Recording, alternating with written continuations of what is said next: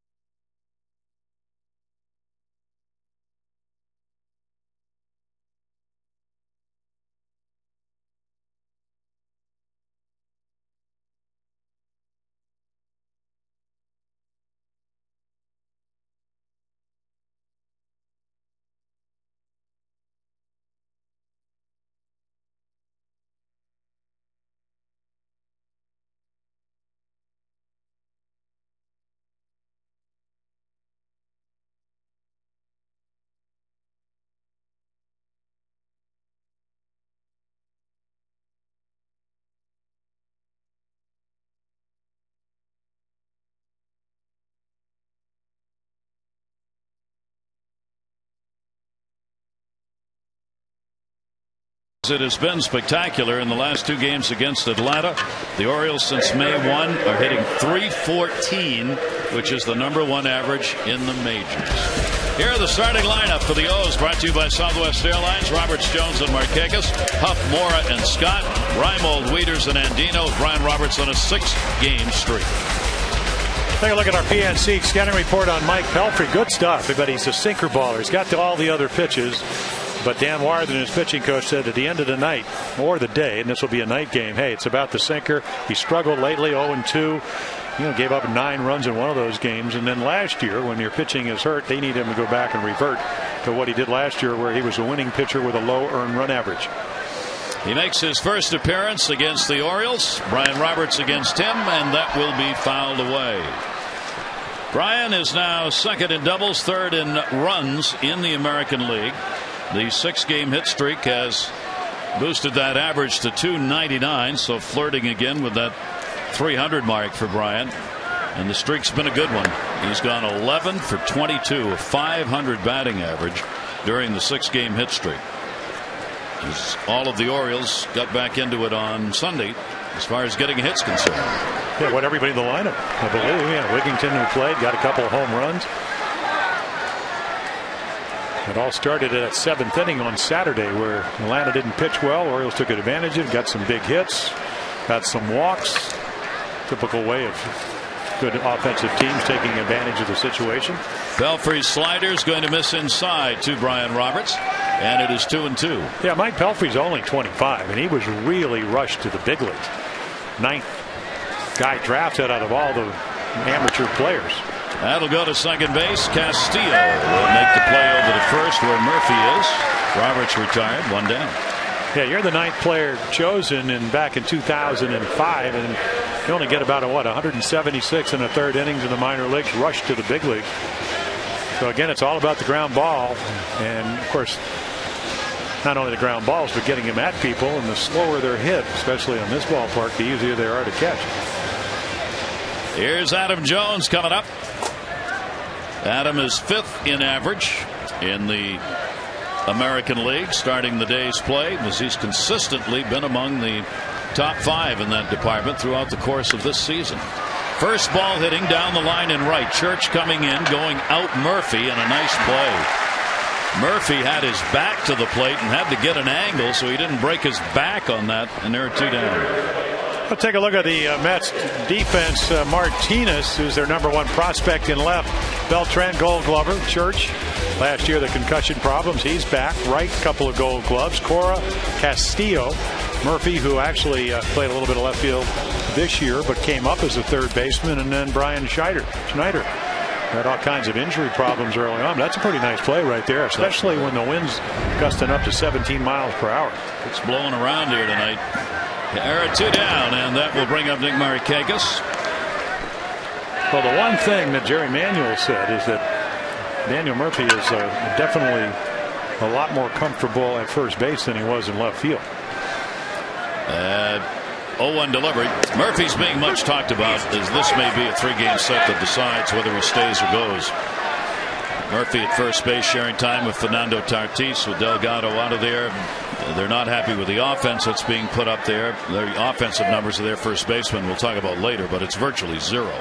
And they're wondering whether they got to make a trade or whether they can wait for Delgado. 0-2 delivery. Markakis really turned around to home plate umpire Jeff Kellogg after that last pitch and had a major conversation.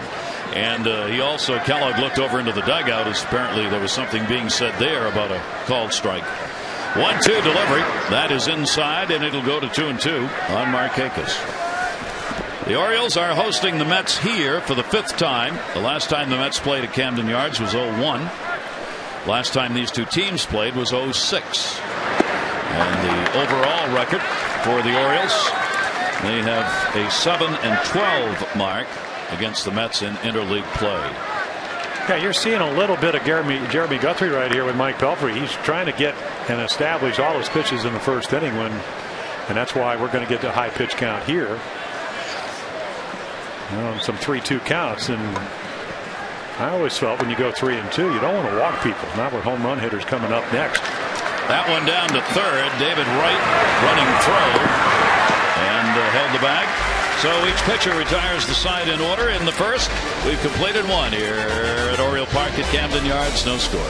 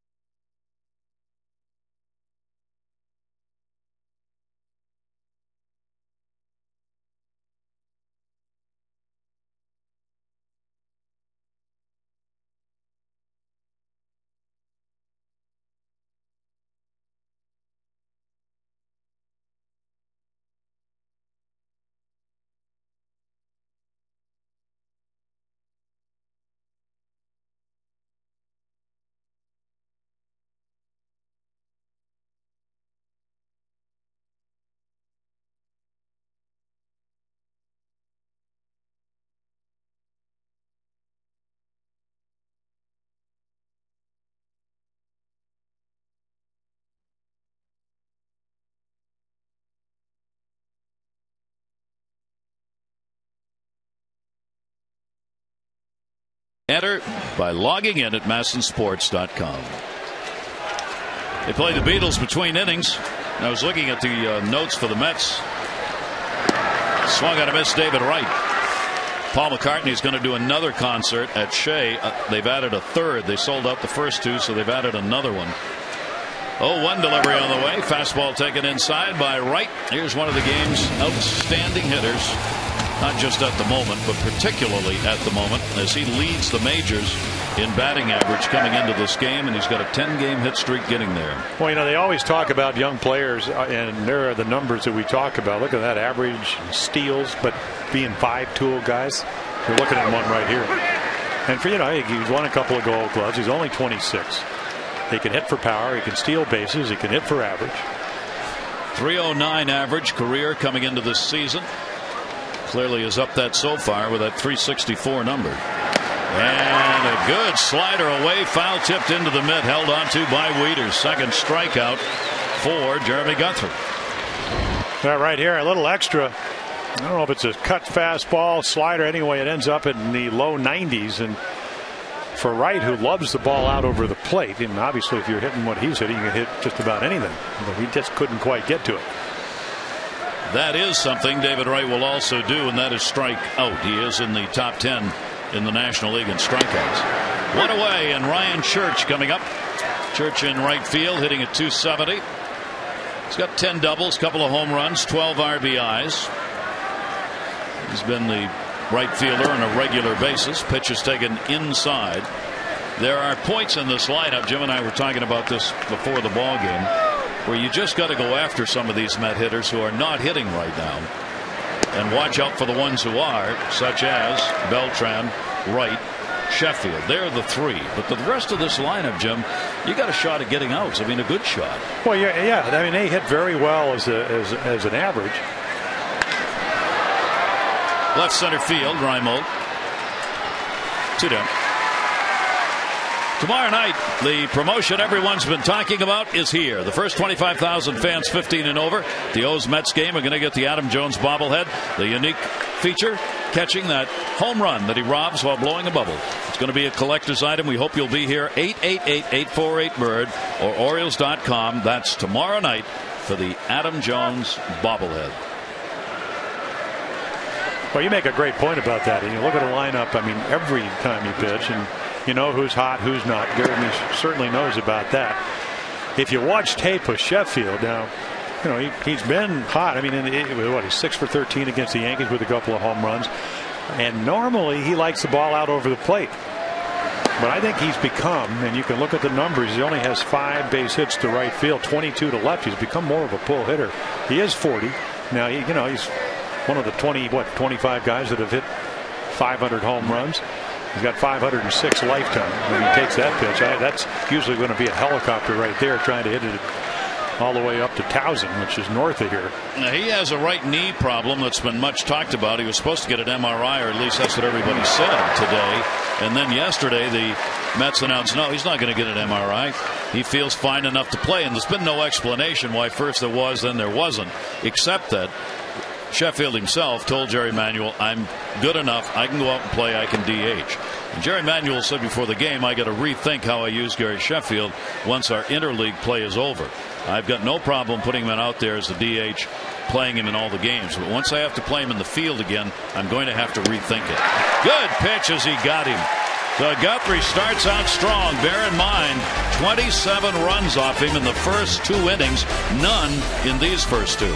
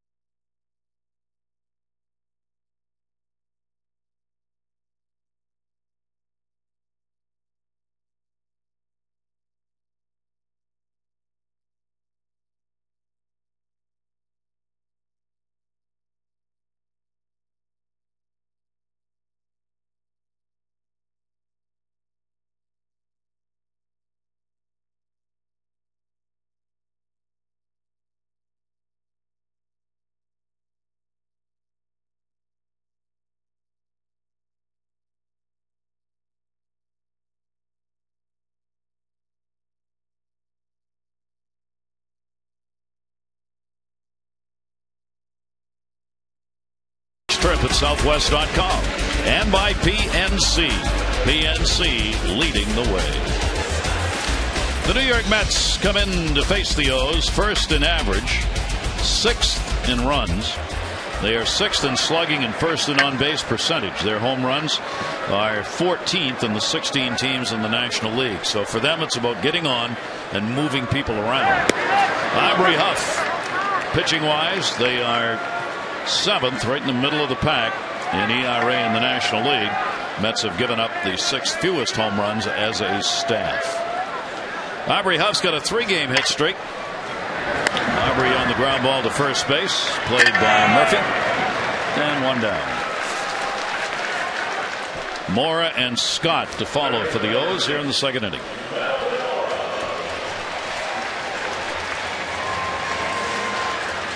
Melvin Mora got the RBI he needed to end the big offer he had going there. Now he's looking for the long ball.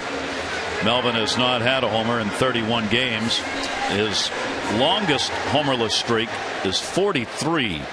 That was set back in 2000-2001. Well, how about David Wright going 100 at bats without a home run this year? Yet he's leading the league in batting average. I think the same thing applies for Melvin Moore in the sense that he's a much better hitter when he hits it all over the ballpark. And where did he get that RBI? Kind of hit a soft single into right center field, even though he had been hitting the ball extremely hard before that. Got 3 hits on Saturday night. Got 16 RBIs on the season so far. Orioles would like to see that picked up as Melvin hits in this number 5 spot generally and has chances with people on base. Melvin's got a 4-game hit streak, lays down a bunt, or tried. It'll be a foul ball. Believe me, he caught everybody unexpectedly with that bunt as Wright was way back. Yeah, if you're going to bunt, you'd like to do it with no strikes, because then you get Wright, who's playing back behind the bag. Again, remember, he's a Gold Glover. You get him to play in a little bit for at least 2 strikes, or at least another one. Now 0-2 or 1-2. He's going to play back where he's almost about closer to the outfield than he is to the infield. Belfry with a 1-ball 2-strike count. And Melvin got hit. Yeah, but he was swinging at it. Right on the hand, I think, as he fouled it off. Well, you're hoping he's all right here. I would imagine they'll just call this a foul ball because that ball really drops his arm. I mean, Pelfrey's a big guy at 6'7". The ball just runs in. Brian Snyder's wondering where the ball went. Got one of the hands, and it appears to be the top hand, the right hand. Dave Tremblay out, Richie Mansell's the Oriole trainer.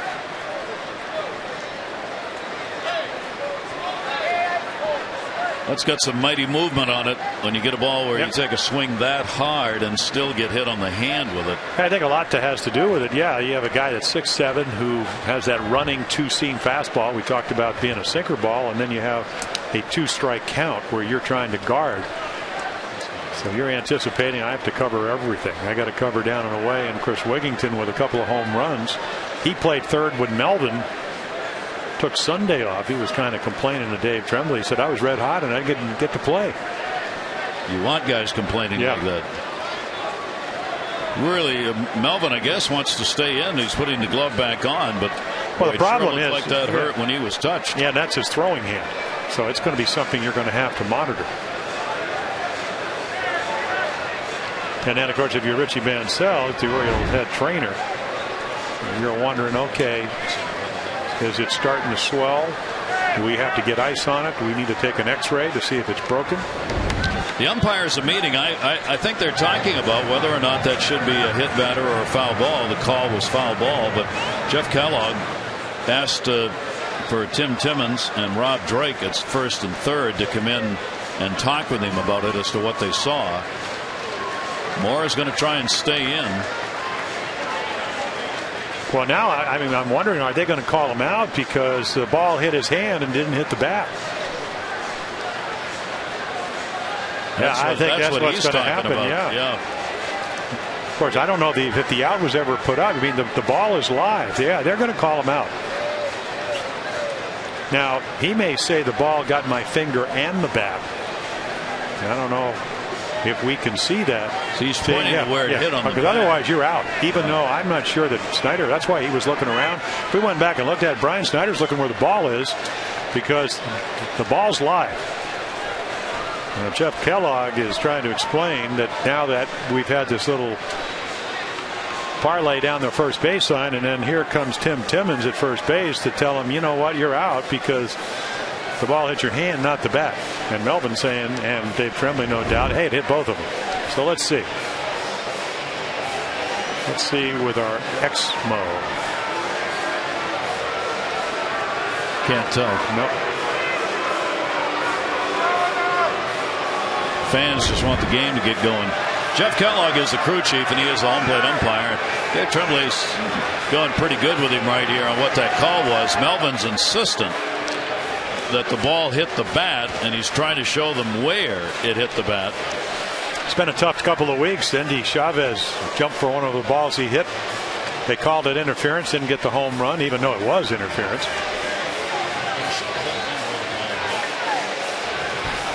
Boy, Melvin's really upset about this, and so is Dave Tremblay, because he is going to be called out, has been called out. And I think he's upset now that you didn't see it, because the initial call was not that he was out.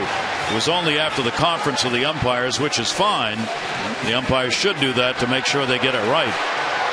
Melvin's very close to getting heaved out of the ball game here. So he's going to be out of there, and not happily so. Dave Tremblay will stay. Now watch what happens after. There, see the ball hits. Yeah, and you can watch Brian Snyder. He's looking where the ball is because the ball's live, if they ultimately call it the way they have. So you can see him drop under it. The ball really tails. Now, I got to think that got a little bit of the bat, too. Ball didn't go this far off his finger. Exactly. Ball's not going to go that far if it doesn't hit some of the bat. Yeah, exactly.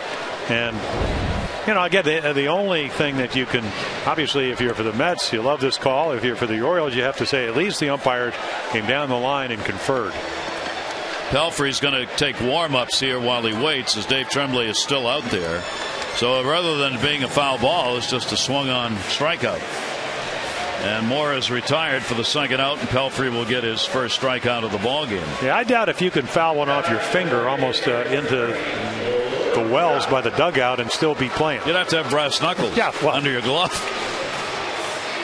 So Mora is out of there as a strikeout victim, and there are 2 down, and that will bring up Luke Scott. Luke back in the DH role. Luke's got a 4-game hit streak coming into the ball game.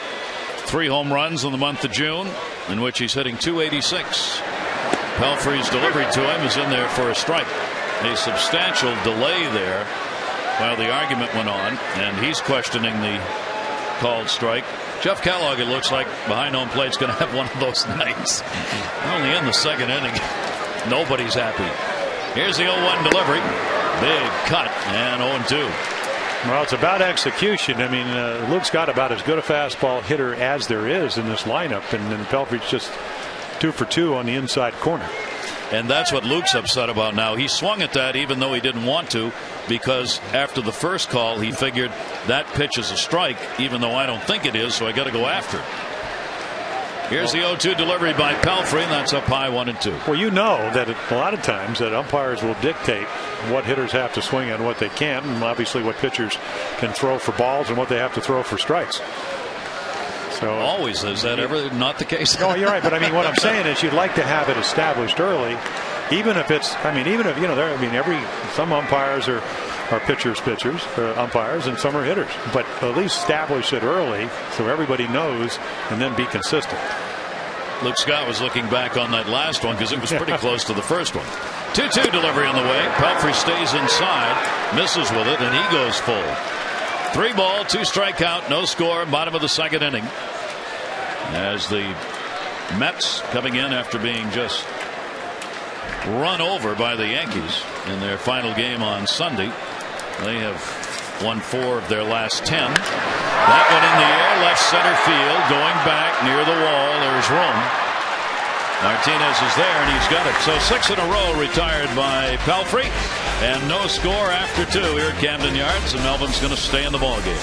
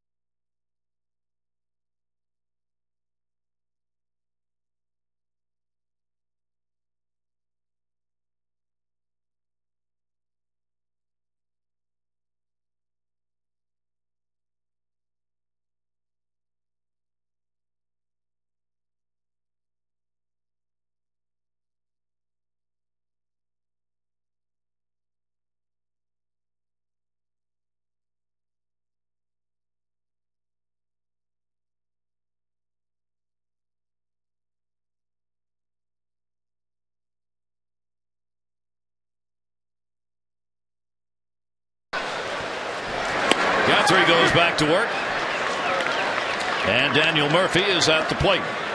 Murphy 5 for 34, no home runs and 2 RBIs since May 28.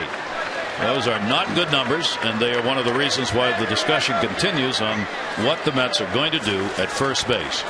If you put all their first basemen together other than Delgado, they're 22 for 137 with 1 home run. So it's been a real tough time at first offensively. Well, New City Field is a difficult park to pitch in, and hit in, or actually it's a good pitching park, but there's a lot to do with it. But this is a kid that went, they bring him up last year. He goes 10 for his first 20. He gets 30 hits in his first 81 at bats. But Delgado was their home run guy last year with 39 home runs. Yep. And he's actually off to a real good start before the hip problem. And they hope to get him back by late July. That ball's going to be popped up to shallow left center. Reimold, and he's got it. Murphy retired, and the issue of Delgado getting back at the end of July is an iffy proposition at best. 1 down here in the 3rd inning. Brian Snyder will be coming to the plate. Snyder getting a chance to start tonight as the catcher for the Mets. You see the numbers that he has put up on the season so far. He's done pretty well in the starts that he has had behind the plate. It'll be his 13th start of the season. Santos, Castro, Snyder have all worked behind the plate for the Mets. Breaking ball is up high, 2-0. Yeah, I was talking to Brian, and he said actually Santos has been so good. He's hitting 12 out of 16. He said he really hasn't played that much, and he's had thrown some home runs in there. Of course, we saw home here last year when he was called up by the Orioles. But Brian is a guy that I said, what are you being platoon? He said, no, Santos again is kind of taking my job. Yep. He had the back problems and then pulled a calf muscle trying to rehab. There's a strike. Well, the injury list is long and important. Delgado with a hip problem. John Mayne a starter, right shoulder problem. J.J. Putz, bullpen, former closer, the walk. He's got surgery right elbow. Jose Reyes with the right calf. Billy Wagner left elbow surgery. I mean, a lot of people Jerry Manuel and the Mets thought were going to be available for them are not and are out for extended periods of time. So the leadoff, the 1-out walk rather, is the first surrendered by Guthrie. That will put Snyder on. And what we were talking about earlier, Snyder's one of those batters you got to get. Yeah, and it really sets up this inning for the Mets. Castillo, not a power hitter, but he's a high average guy, and it opens up first base, the hole into right field. It's going to turn at least you're going to get to the top of the order a little bit more quickly. I think the guy offensively, other than Delgado, they miss, of course, is Jose Reyes. Yeah. When you start looking at how dynamic an offensive player he is, as far as with the triples and the stolen bases and the average, and not to forget that he's a high quality shortstop. Well, he's the ignition on the engine. Exactly. Yeah. 2-0 count to Luis Castillo. Castillo batting ninth, switch hitter. Runner at first base, shows bunt again. He's taking all the way. It's in there for a strike. On the season for Castillo, right-handed 323, left-handed 254. He's extra base hit wise. He's had a couple of triples and 6 doubles. Castillo uses his speed, try and get on, move runners around. Lead at first, Snyder, who is not fast. And that pitch is in there for a strike to him. And the count will go to 2-2. And that's why when you get a 2-0 fastball, which he took, that's the ball. And let's take a look at Jeremy's delivery. A little bit smoother. A lot of times that head will get going left. That's when he leaves balls up. 2-ball, 2-strike count. Runner not going, and the pitch is way up high. And the count will go to 3-2. 3-2 with 1 down. Yeah, it's never about velocity. At least, in spring training, everybody said, boy, the velocity's down. And opening day, it seemed to come back. That pitch at 96. This is the 4th 3-2 count of the ball game. And that's a pitch count problem. Here's the 3-2. Runner's not going, and a ground ball. Going to get 1, and that's all. It's going to be at first. And we'll get the out. Castillo's retired. Snyder will go down as Mora makes the play. And with that bad hand he had hit in his last at bat, throwing hand, see how he played this. Yeah, I think Melvin's going to actually go to second base because he had a play. And again, you're not playing that deep with Castillo because of his ability to run, but they don't take the out. It would have been close at second. Hit the Schurer out at first, which is the second out of this inning. But again, the difference between going 3-2, as you mentioned, Gary, even though the runner wasn't going, it does make a difference. He's getting a little bit better of a lead. That one left field, Reimold over. That is a foul ball. Unfortunate one for the O's, because with 2 down, Snyder's going and would have scored easily. Cora, the leadoff batter, popped out his first time up. Cora with 1 triple and 6 doubles for extra base hits on the season. Cora getting the leadoff spot to work in this ball game with Reyes out of there, and he has faced Guthrie before. In fact, more than anyone else in the lineup, and there are only a couple who have. Cora's gone 2 for 12 in his career off Jeremy Guthrie. 2 down, runner at second base, and here's the 0-1 in the air to center. Jones, Mr. Bobblehead's got it. And no runs, no hits, no errors, and 1 left on base. Guthrie, fine start for 3 innings.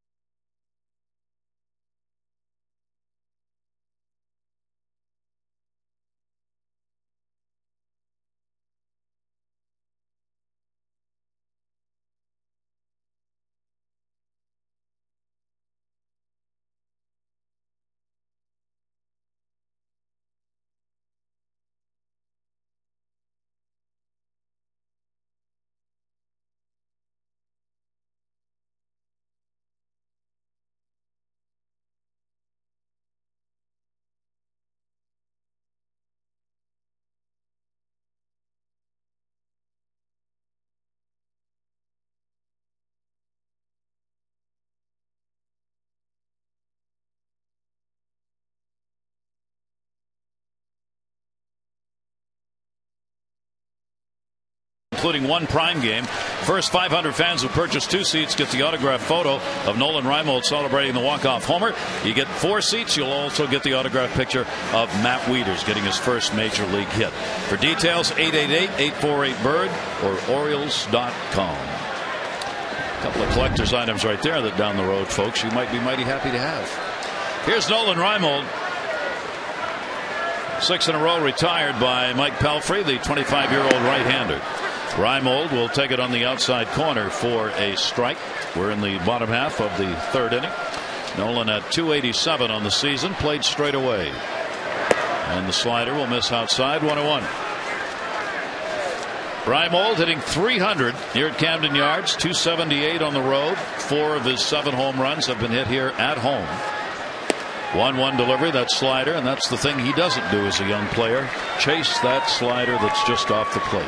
No, and he's seen a lot of them because the book on him would he'd be, to me, he's just a really good high ball hitter, but a fastball hitter. That's the one thing when guys would come to the big leagues, I wanted to know, can he hit the fastball? And the guys that can't don't have much of a chance to be successful up here because they're always going to be trying to cheat on the fastball, which means they can be very susceptible to breaking balls of all kinds. 3-1 delivery, foul back hard by Reimold. He got a good cut on that one. Well, that is what you like to see. Young hitter, fastball count, and it wasn't a out of control swing, wasn't a pull swing. It was, I'm going to hit this ball as hard as I can back up the middle, and with my strength it's going to get hit hard if I can center. 3-2 delivery, a little off that pitch, also up there. That one's going to be foul back. Mike Pelfrey's coming off a couple of losses the team has had. He's had in the last 5 starts 2 losses and 3 no decisions. His last win, you got to go all the way back to 5th of May for Pelfrey. 3-2 delivery on the way. That one towards the hole, picked up by Cora. Reimold retired, 1 away. Matt Wieters coming up.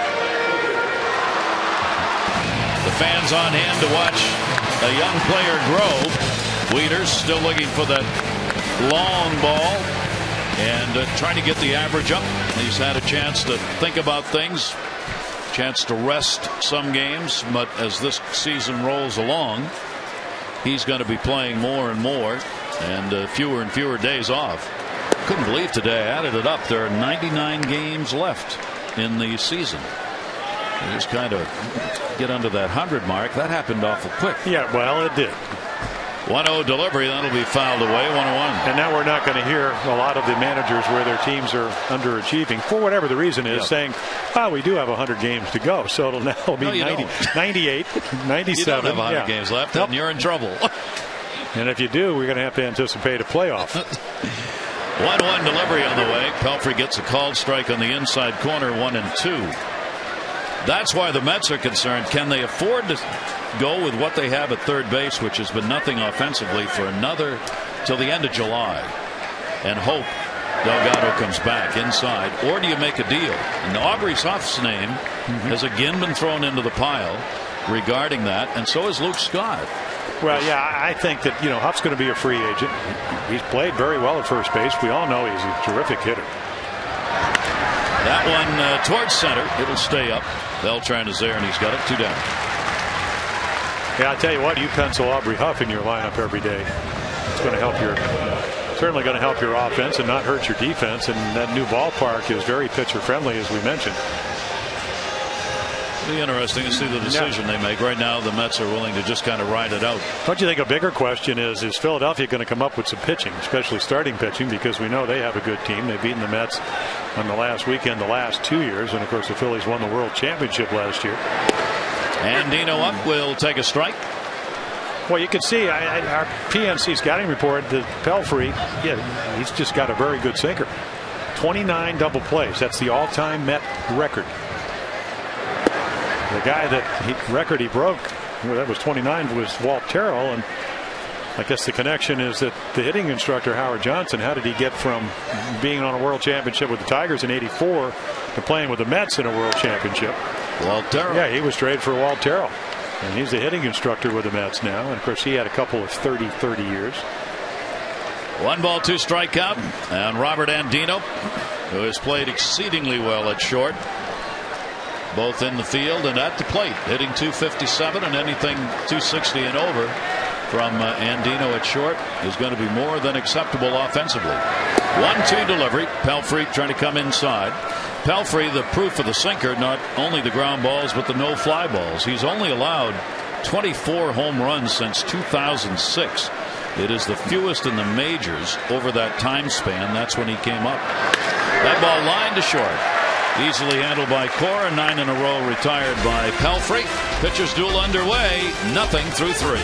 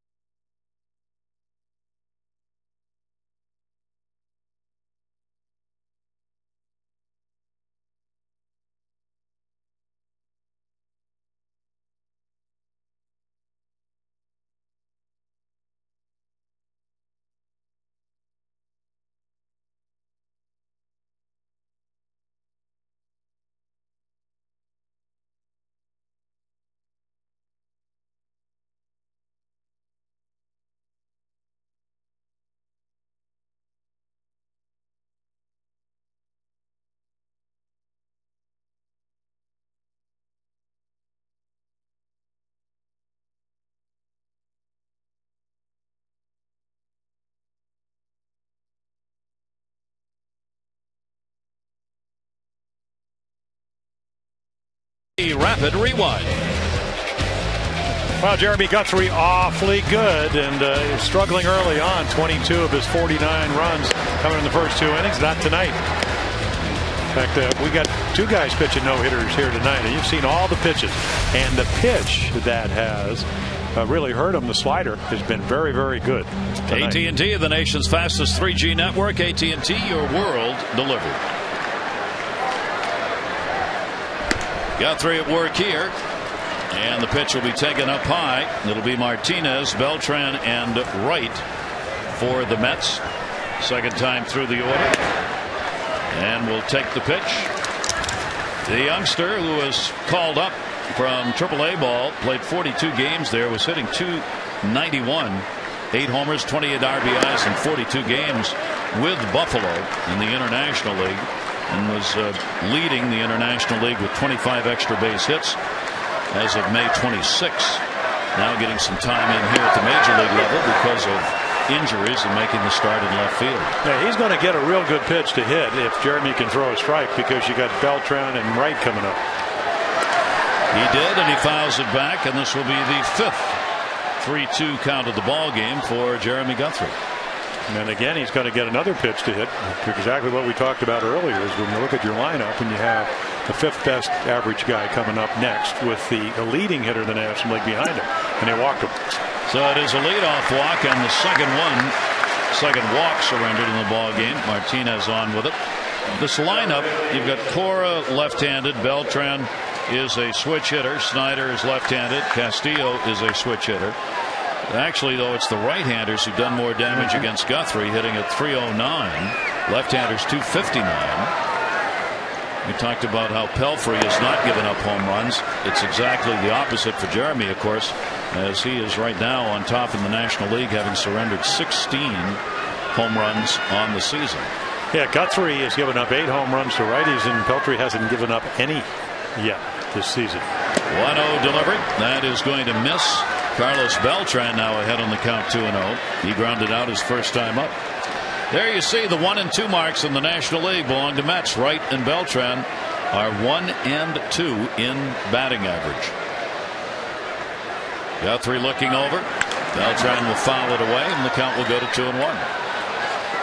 Now he got to hit off Jeremy 2-0 the first time, and Jeremy threw him a changeup and grounded it to shortstop. So again, he's been able to work the count. Beltran has been outstanding on the road, a .385 batting average on the road this year, second best. Guess who's number 1? Big ground ball. Bobble. Brian Roberts. You rarely will see that one happen as Roberts commits his 4th error on what would have been a double play. That's pretty much all you have to do is catch it, which always seems pretty easy with Brian. But that last little hop, it comes up. And again, just comes into the heel of the glove, and then it's too late. Beltran running hard down the first baseline, but boy, that did look like a tailor-made 4-6 to 3. One pitch and you're out of a jam. Now instead you got to face David Wright, the game's best average, with runners at first and second and nobody out. And he'll take the pitch down low. Wright is hitting .347 with runners in scoring position this season. Yet another one of the gaudy numbers that he is putting up. And the Mets have a shot at it here. There's still no hits on the board. This is a walk and an error inning. And Wright, after that slider away, fouls it off. 1-1. Since June 4, he's been right there at the top of the pile. Average on base number 1, slugging .4, 7 in runs, second in steals. Yeah, how about .414 on the road? That number's gone down a little bit because of his 0 for 1. But still amazing road average. Big moment right here for Guthrie with Martinez on at second and Beltran on at first. Infield again will look for that ground ball, try and get the double play. And Wright will put it into left field, base hit. Reimold going to bring the runner home. Here comes Martinez. Throw's going to come all the way in, off the mark, backed up off the wall. They got to play at third. Guthrie's throw will not be in time. It'll be an RBI base hit for Wright. Martinez scores a 1-0 lead. And then probably an error on the throw, allowing the runner to move to third. Yeah, great angle right here. A slider that just has a little bit too much of the plate. Probably a pitch that Jeremy was hoping to get the double play ball on, and then it's really not backing up the play, because if you're backing up home plate, he's back there, but he just doesn't anticipate. So as the ball gets by, so there you go. You get an error on Reimold, as you talked about. The only good news is that Wright doesn't get to second base, so the double play is still in order. A chance to maybe stay out of the big inning. Wright picks up his 37th RBI, and that is the first hit of the ball game. Wright getting the single. Beltran goes to third on the error on Reimold's throw. 2 errors in the inning for the Orioles. Brian Church, and the throw over to get Wright back, and Wright is a base stealer. He has 17 stolen bases. He has been caught 8 times this year, so he is a threat to go. He's second in the National League in stolen bases. Yeah, the Mets lead the NL in steals, and Reyes, as you mentioned, hamstring, calf problems. He had 11 before he was hurt. The Mets are going to have to do that in their new ballpark. As we've talked about, it is a defense pitcher's yard, so they're going to have to run a little more than they have in the past. Ryan Church at the plate. Big inning here is Guthrie in the third. And you know, they really anticipated that. I read an article in spring training about they have a batting drill where you have to hit 80 consecutive breaking balls. They have a machine, and you have to do it within 6.5 minutes. And you don't get a lot of rest. That one to left field. Reimold's got to play it on a hop. Another run will score. And Church, who is hitting 132 with runners in scoring position, gets one there. Base hit RBI is 13th of the year, and it is a 2-0 lead. Gary Sheffield coming up. There'll be a meeting at the mound first. We'll take a look right here. Again, this is a guy with 506 lifetime home runs. And this is where Jeremy Guthrie throws about as good a slider as he's thrown all year long. Watch this one right here, right on the outside corner. Now, the second time around, I mean, in all honesty, he walked the leadoff batter. They should have gotten 2 outs on the double play ball. Brian Roberts unable to handle it. And then he's just got a slider up and a fastball up to Wright and Church. They've taken advantage of it. But again, if you look at the scoreboard right here, it's 2-0. The game is not out of hand yet. Well, and again, you know, this guy, I mean, he's got Hall of Fame numbers, but he is 40. If you make a pitch, you talked about the right knee earlier. Even though he says it doesn't bother him, you got a chance maybe to throw a double play ball here and hope your infielder catches it. So Guthrie has runners at first and second now. Wright at second, Church at first. Church the RBI base hit, 2 hits off Guthrie. And Sheffield, still nobody out. Sheffield, he will take that one for a strike. A strikeout victim, his first time up. Sheffield has played here at Camden Yards. You see his numbers in interleague play this season.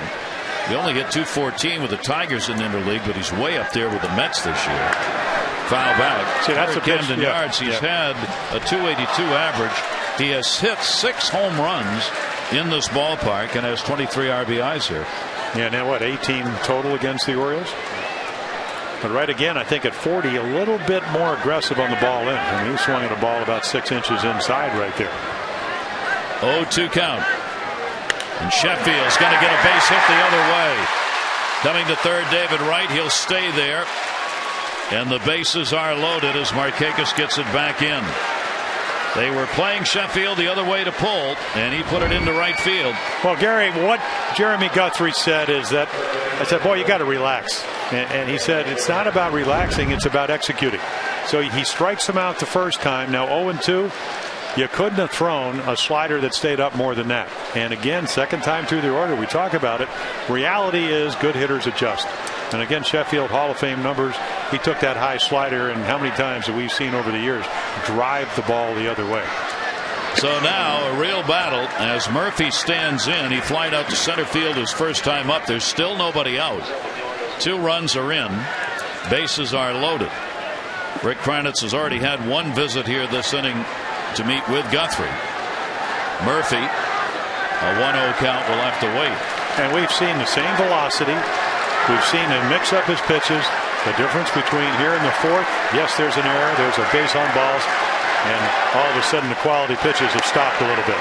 That one's down low. Tonight's leaderboard presented by Firestone, a tradition of innovation. Runner in scoring position leaders, the Orioles at the top, the Angels. Then third of the Mets at 279, Boston and Detroit. 2-0 delivery fouled away by Murphy. 2-1. The infield stays back for the double play. The left-hander Mark Hendrickson in the bullpen for the O's. And Jeremy Guthrie trying to battle through. Tough inning. 2-1 delivery on the way. That is going to be fouled off the other way. Guthrie coming off a loss in Seattle. He went 6 innings, gave up 4 runs on 6 hits in that ball game. The team has lost his last 3 starts that Jeremy's been on the mound. 2 ball, 2 strike count. Bases loaded delivery. Murphy again fouls it away. Man, Jeremy's figuring where can I get him to pop up or strike out. Still 2-0. Get that double play and it'll be a 3-0 game, but you got a chance then to leave it right there. Here's the 2-2 to Murphy. He takes it to right field. Markakis back. He's got it. Runner tagging is right. Also moving over to third is Church. It'll be an RBI sac fly for Murphy and a 3-0 lead for the Mets. Let's take about Daniel Murphy's right there. Ball 1. Close pitch, just runs out of the strike zone. There's the 2-0 pitch. 2-2. 2-2. And then he finally, after seeing 4 straight fastballs, pretty good swing for the sacrifice fly. And a big play to get Church over as well from second to third. Double play is still in order here with 1 away. Brian Snyder up, drew a walk his first time up. RBI picked up by Murphy, his 20th. 3 runs in the inning. Off-speed pitch is going to be fouled off at the plate by Brian Snyder, the catcher. So a walk and an error that started the inning. Both of those runs have scored. 1 unearned run in the inning so far. The rest will be determined by how the rest of the inning goes. 0-1. Church at third, Sheffield at first. Up the middle and a base hit. Snyder gets the single. Church will score. 4 runs in the inning and a 4-0 lead.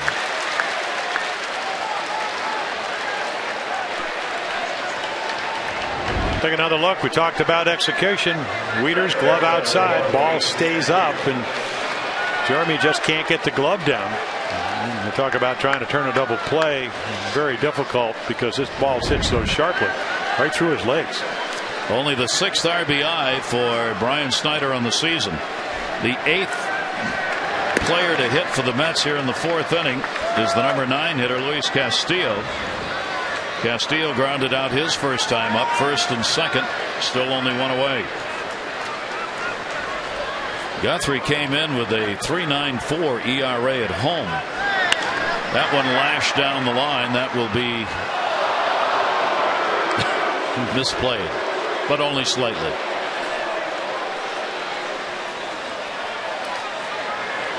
Yeah, I think the only way that she really could have misplayed that is played it right at her. She got out of the way. She played that perfectly.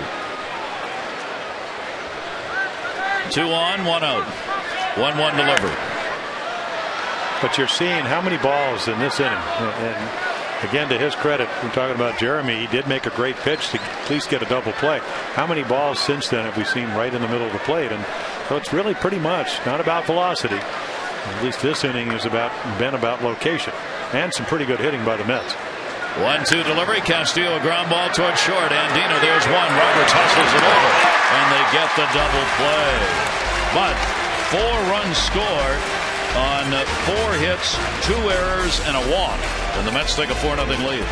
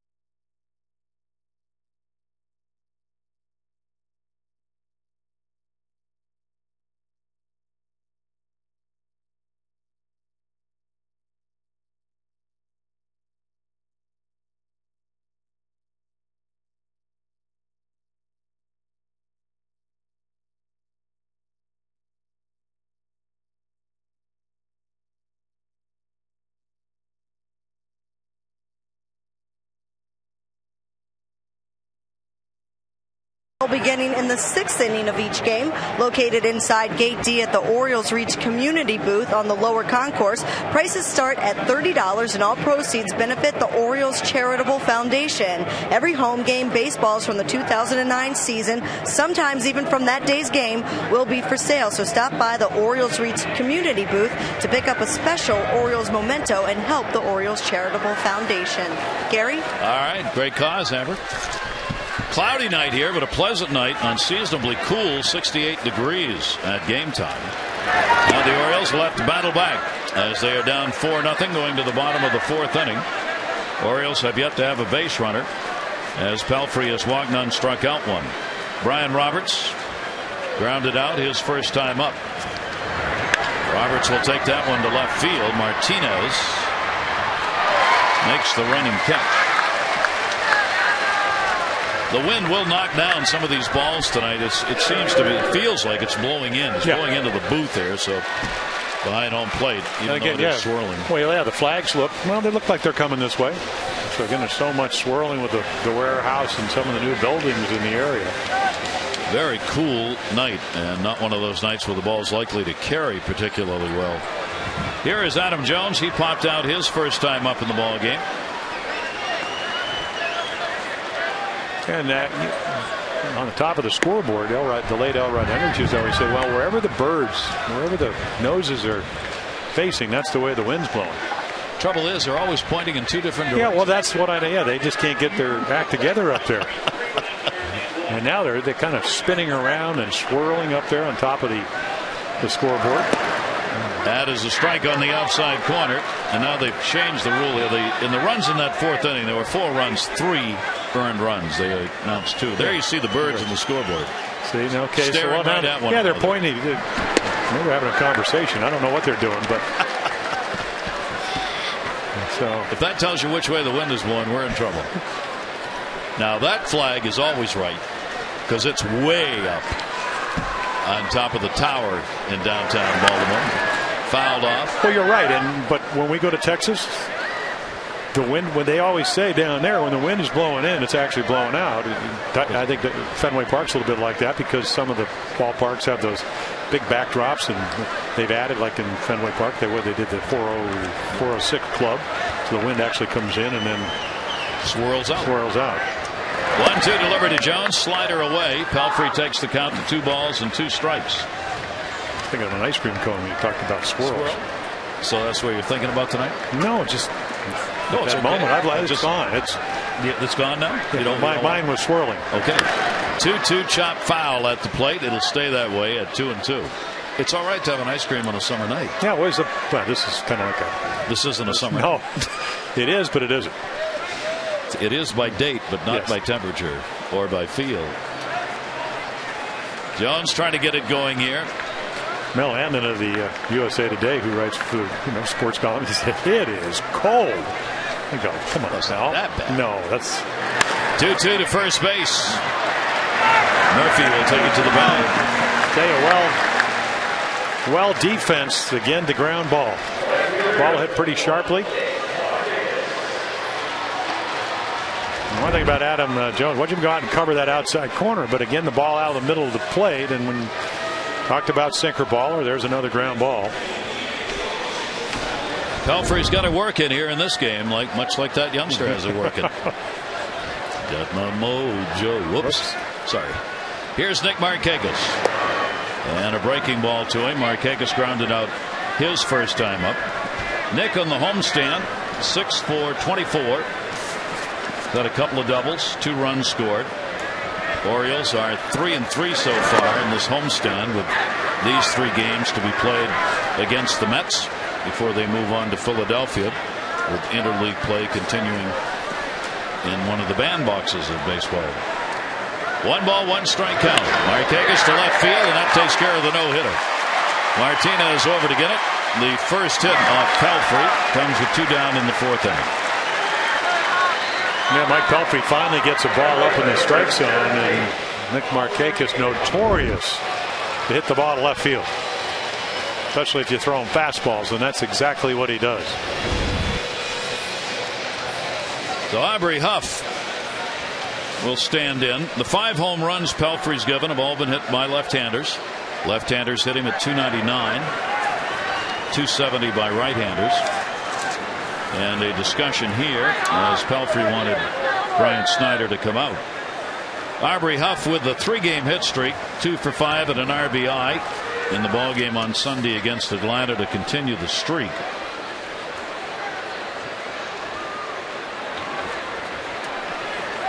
Orioles could use a big inning or the long ball right here to pull themselves back into this ball game. Pitch is on the inside corner for a strike. And of course we all know the very few hitters go up there and try to hit a home run and never hit them. So what they try to do is hope he elevates the ball, drive it somewhere, and of course with Aubrey's power, 32 of them last year. Towering fly ball to right field. It is back near the wall. Church is there, and he's got it. Aubrey Huff gave it a try. No runs, 1 hit, no errors, and 1 left on base. Mets lead it 4-0.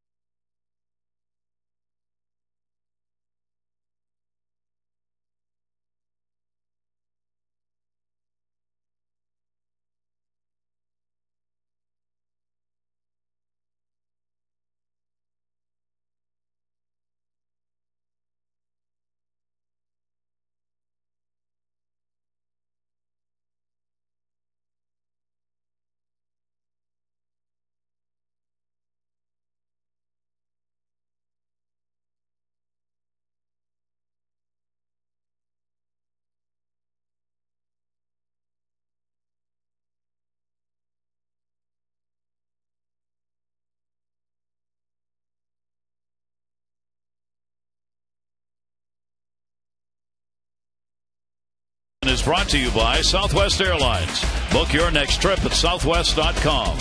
And by Acura Advance. With Jim Palmer and Amber Theo-Harris on this breezy evening here at Camden Yards, the Mets have the 4-0 lead, 4-4-0, 0-1-2 for the Orioles with 1 unearned run up on the board. Jeremy Guthrie back up.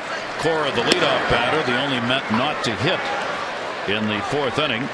He has popped out and flied to center field. Cora, Martinez, and Beltran. And the pitch will be taken for a strike. Guthrie will try and settle it down, and if he's going to go much deeper into this ball game, obviously he's got to try and get this pitch count a little bit under control. He's thrown 82 so far. Yeah. And they won't let you throw more than what? Ferguson threw 112, but they got him 11 runs on Sunday. So Cora up the middle has got a base hit. So leadoff man on here in the 5th inning. Adam Jones and Nick Markakis are both in the running for a starting position for the All-Star game. You can vote at Orioles.com, and you can vote orange and save green. By voting for your birds the maximum 25 times, you'll receive a free upper reserve seat to any non-prime O's game after the break. So vote early and often. Complete details, Orioles.com/vote orange. Fernando Martinez. Towering pop-up. Right side. Markakis coming in. Roberts out. Markakis. They got that straightened out as the other day they had one almost exactly the same place in that Bermuda Triangle that dropped in because Nick hadn't called Brian off. So they talked about that and got it straightened out. Well, what did Nick Markakis, Dave Tremblay, the Orioles skipper, told Reimold, hey, pretend nobody's in front of you. I mean, that's what happened on Saturday night. And it's a real good swing by Fernando Martinez. But Nick just kind of assumed that Brian Roberts, and I'm sure they did have a talk, saying, hey, you know what, you go for it. And if you can get it, take it, because it's an easier angle, and you could see Brian just kind of get out of the way, because it did expedite Rich Hill's leaving the game a lot earlier on Saturday night. No doubt about that, even though he was a little erratic. Hit in the air to center field. Adam Jones off the bat of Carlos Beltran. He's retired on the fly ball up, and there are 2 down with Cora going back to first base. So 2 away. And now you got to take on David Wright again. Well, he made a he made an awfully good adjustment. Struck out the first time.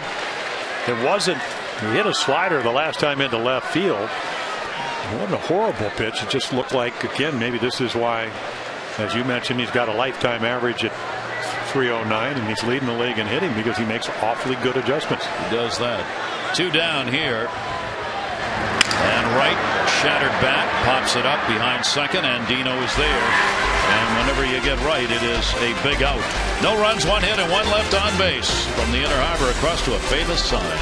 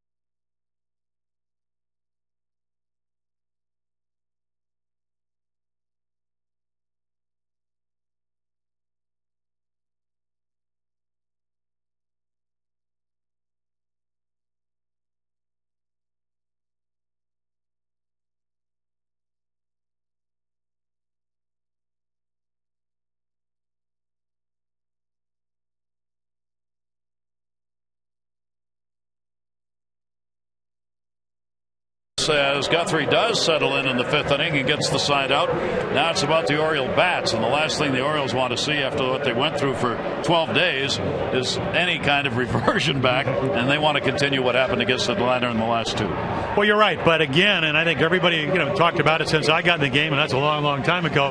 Good pitching does stop good hitting. It doesn't mean that you can't score runs, but the way Pelfrey's throwing the ball tonight, you're going to have some good at bats. Now obviously Brian Roberts drops a ground ball, could have been a double play, would have been 2 quick outs in the 4th inning. But again, the Mets came back and had some great quality at bats against Jeremy Guthrie, who was throwing in the mid-90s. The Orioles are just going to have to do that against Pelfrey. Maybe it's going to be a walk, maybe it's going to be a loop and base hit, and then maybe you'll get a home run. But the bottom line is, he's not going to, doesn't appear, he's going to be giving them, like we saw Atlanta do on some occasions, a lot of base runners.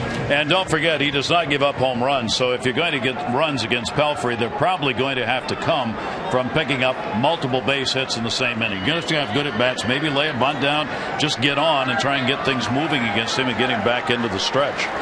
Melvin Mora leading it off. That ball will go to second base, easily played. Castillo gets it over, and Mora is retired, 1 away.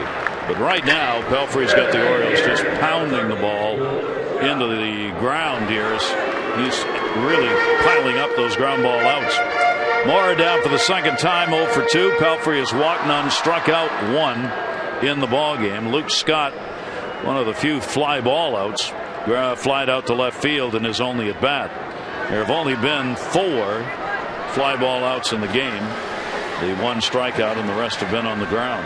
Yeah, that PNC scouting report turned out to be pretty on purpose. The amazing thing to me is that here we are in the 5th inning. He has used, and his pitching coach Dan Worthen said, he's got 3 other complementary pitches, but his best pitch is a sinker. Tonight he knows that. And the amazing thing to me, he has yet to throw any of his other pitches for a strike. Yet his sinker's been that good. Yep. Hey, if it's working right, stay with it till somebody finds a way to hit it. And they haven't yet. The Orioles haven't. 0-1 delivery on the way, will be inside to Scott. A little shift put on with Luke up there as Cora moves over almost behind second base. They back up the second baseman a bit, Castillo, but not obviously the full shift. 1-1 delivery to him. That'll be taken down low. 2 ball, 1 strike count. So again, Mike Coffey trying. You listen to a scouting report. Yeah, it's got a better fastball hitter. That's what he hit out almost to the base of the wall in left field. So he's been trying to use his other pitches, but at the end of the day, his sinker's been so good, he's still been able to get out. 2 ball, 1 strike count on Scott. And he goes after one up high. Wants to bang himself on the head with the bat, but doesn't, as the count will go to 2 balls and 2 strikes. Belfry. He wasn't happy with that either. Yeah. He slapped his.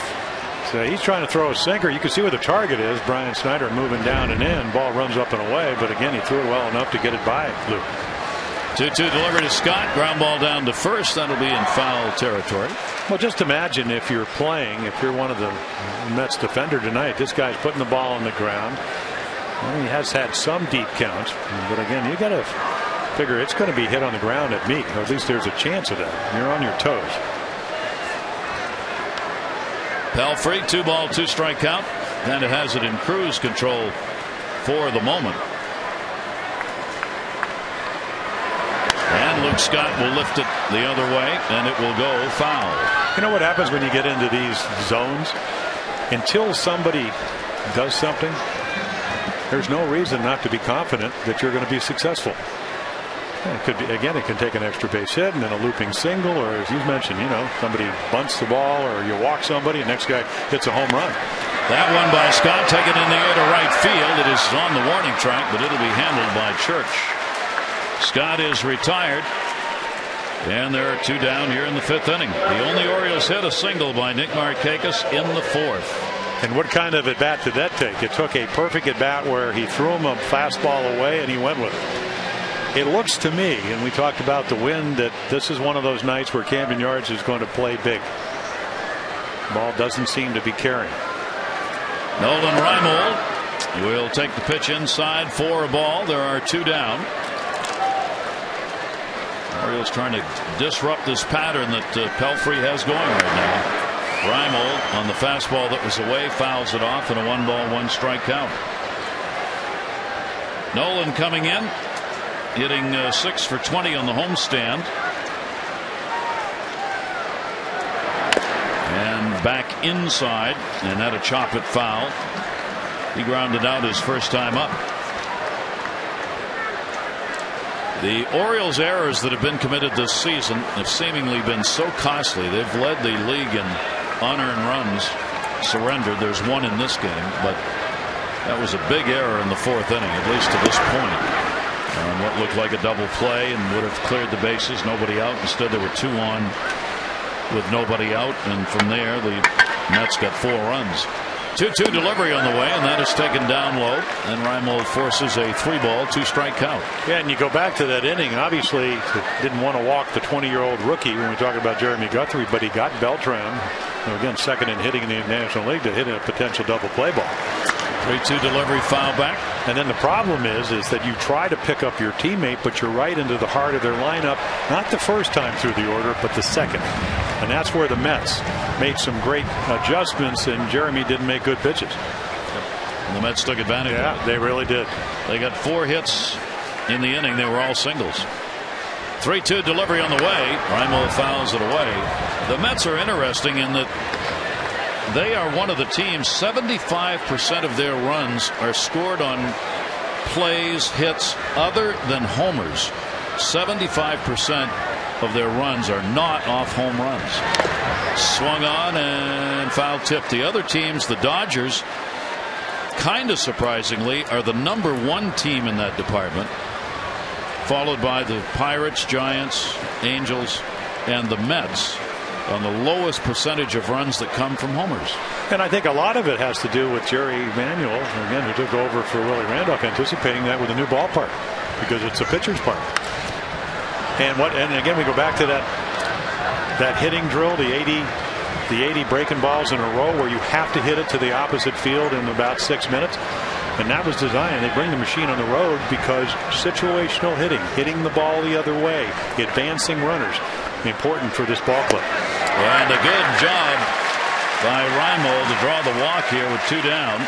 The first walk surrendered by Pelfrey in the game. And that will give a shot to Matt Wieters, who flied out to center his first time up. Kind of interesting on that list, Jim, that you look. you've got National League teams except one in the top 5 who score most of their runs other than homers, and that would be one of the teams that plays more like a National League team than maybe any other American League team, the Angels. So it's that brand of baseball that you're talking about, situational hitting, go the other way. And having good team speed. Again, the Mets lead, even with Reyes out for the last, almost 3 weeks. They lead the National League in stolen bases. That's the type of ball club they have to be. And imagine, you talk about they've had 11 guys on the disabled list, and they're still over 500. Yeah, and only 4 games off the lead. 0-1 count with 2 down. Runner at first base. Matt Wieters strokes that one into left field. Base hit. Well, there you go. Talked about at least allowing Pelfrey to hopefully get you back into the game. So the 2 out base on balls, and then right here, that's a pretty good pitch. First time I have seen Matt Wieters cover the outside corner and hit the ball down the left field line. He's got a lot of balls to right field, up the middle. Terrific at bat. Now, Orioles are going to look for that 2-out RBI. Robert Andino lined up softly to short, his first time up. Andino will get a chance here. 333 with runners in scoring position. He hasn't had many chances. Sliders outside. Pelfrey wants to end this right here and not turn this order over with Brian Roberts on deck. And the pitch he hit the shortstop was a slider. And his sinker's been his best pitch. And what is the first pitch here? A slider for ball 1. 1-0 delivery's taken down low, and he falls behind 2-0, and Snyder will make his way out to the mound. So the Orioles with a chance here with 2 away. Trying to get something going. Again, Pelfrey's been around 3rd year as a starter. Last year, again, the record, low ERA, under 4 runs a game, 13 wins, 11 losses. And Brian Snyder, veteran catcher, out there because all of a sudden you see maybe there's a little momentum going back to the Orioles if he doesn't make a good pitch here. We talked about guys you need to get out. Well, not that Robert Andino, because he's been playing well, but he's the guy in this order that you look at and put the circle around. From Pelfrey's perspective. Yep, exactly.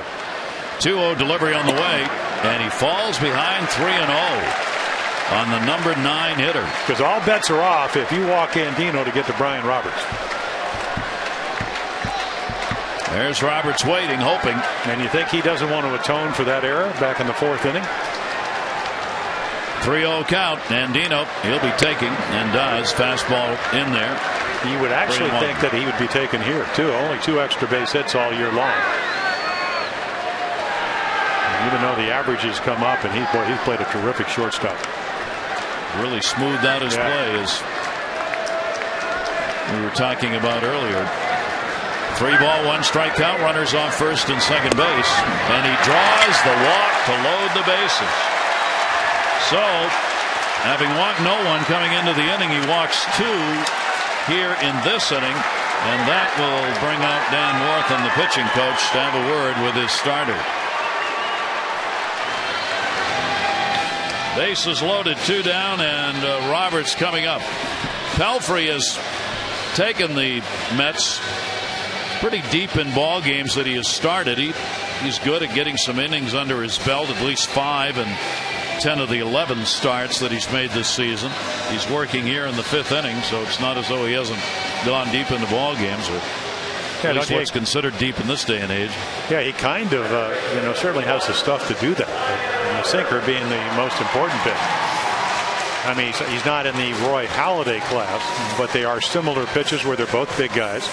He doesn't command the ball, and certainly doesn't have the experience that Roy has. So Roberts up.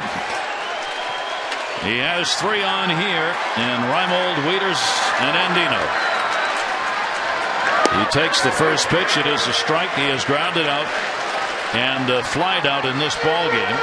This season, Brian's 2 for 6 with the bases loaded, including 1 double and 7 RBIs coming in bases loaded situations. 0-1 delivery on the way. Roberts will take it. It misses 1-1.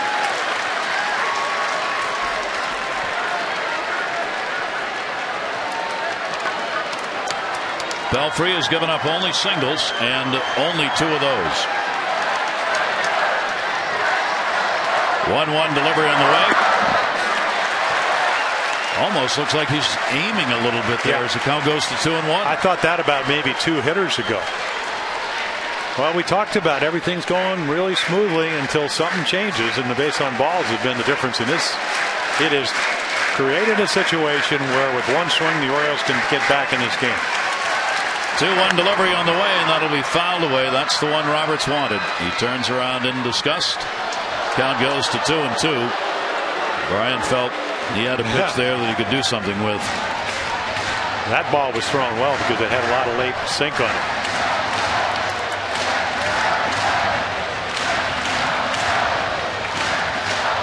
Mets lead at 4-0. Bases loaded. 2-ball, 2-strike count with 2 down. Pelfrey's delivery, and Roberts goes down swinging. Foul tip held onto by Snyder. No runs, 1 hit, no errors. 3 are left on base. It remains 4-0 Mets.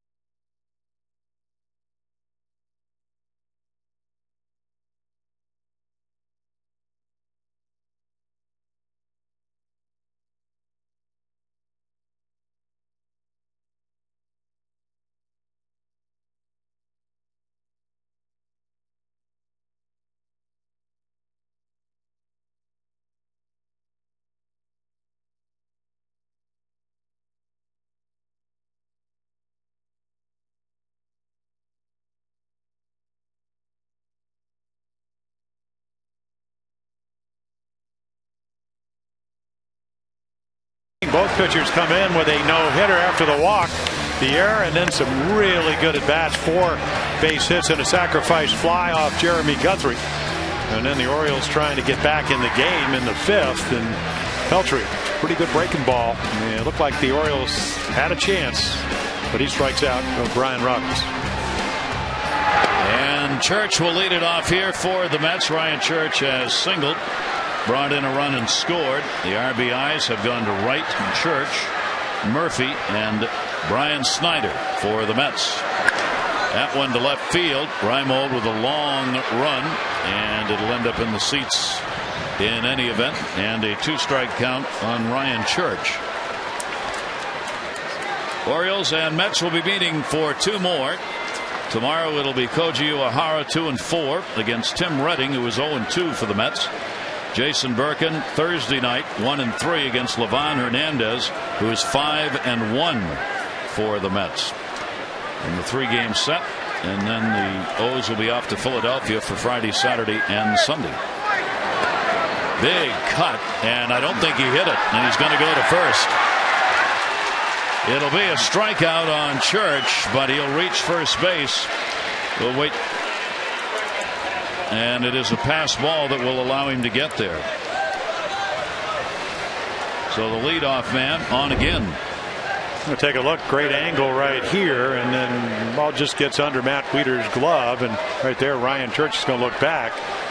Like a little breaking ball, and Matt doesn't catch it, goes through his legs, and he's looking for it. By that time Ryan Church down to first base. 3rd consecutive inning and 3 in the game that the leadoff man has been on for the Mets. Guthrie not getting a lot of breaks here in this one. And a 1-0 count on Gary Sheffield. Sheffield has singled and struck out the designated hitter for the Mets, hitting at .273. 7 home runs and 24 RBIs. He's really had a very solid season for the Mets after a tremendous struggle last year with the Detroit Tigers. Well, I was talking to him before the game, and I said, do you like the National League a little bit better? He said, well, yeah, because he hated the designated hitter. Just didn't feel comfortable doing that. Obviously, he should be good at it, but he's coming off shoulder injuries. But he said the difference, and I've heard a lot of guys say this, especially if even you're 40, you think you can play the outfield, is when you play in the American League and you're just the DH, boy, that ball right off the mask of Matt Wieters, you don't really ever get to redeem yourself with a good play. You're not in the game as much. It takes a lot of getting used to. He was very uncomfortable doing that. Yeah, well, that's another factor, too. He really wants to play every day. No, he can't do that anymore with the knee that he's got. He's not going to. As we said earlier, Jerry Manuel's going to have to reassess, as Manuel put it, how I use Sheffield once we get back into National League play. But for now, as a DH, just fine. The pitch will be taken inside. Sheffield has passed Eddie Murray into sole possession at 24th place all time on the home run list. And he's also moving up the RBI list, 25th all time in RBIs. 2-2 delivery on the way. Sheffield will take it inside, and another 3-2 count. Well, there was an article earlier in the year that the acquisition of K-Rod and other people on this ball club is going to make toughen them up. Santana, one of those guys, former Cy Young Award, second year with the team. Runner goes. It is popped up in the infield. Third base, Mora. And he's got it. And there's one away. Church will go back to first base. On Sunday, July 12th, you can come to Oriole Park for the debut of 2110 Utah Street. It is an area in the right center field bleachers that's going to be named for Nick and Adam's uniform numbers. And for just $21, fans are going to be able to purchase a ticket and receive a limited edition T-shirt featuring both Nick and Adam. This is going to be the place on July 12th for all of those of you who are Kakis and Jones fans. So we hope you'll get out. That's Sunday, July 12th, 888-848-BIRD for the reserve seats at 2110 Utah Street. They're in the bleacher seats out there. Right there. 2110. 0-1 count. And Guthrie. Ball moving hard inside. Daniel Murphy. Big sac fly in the fourth inning. One down. Runner on at first base. A 1-ball, 1-strike count. Guthrie up to 97 pitches. And we are in the sixth inning. 1-1 delivery on the way. Ground ball to short. And Dino to Roberts to Huff. No runs, no hits, no errors, and nobody left on base. We go to the bottom half of the sixth inning with the Mets on top.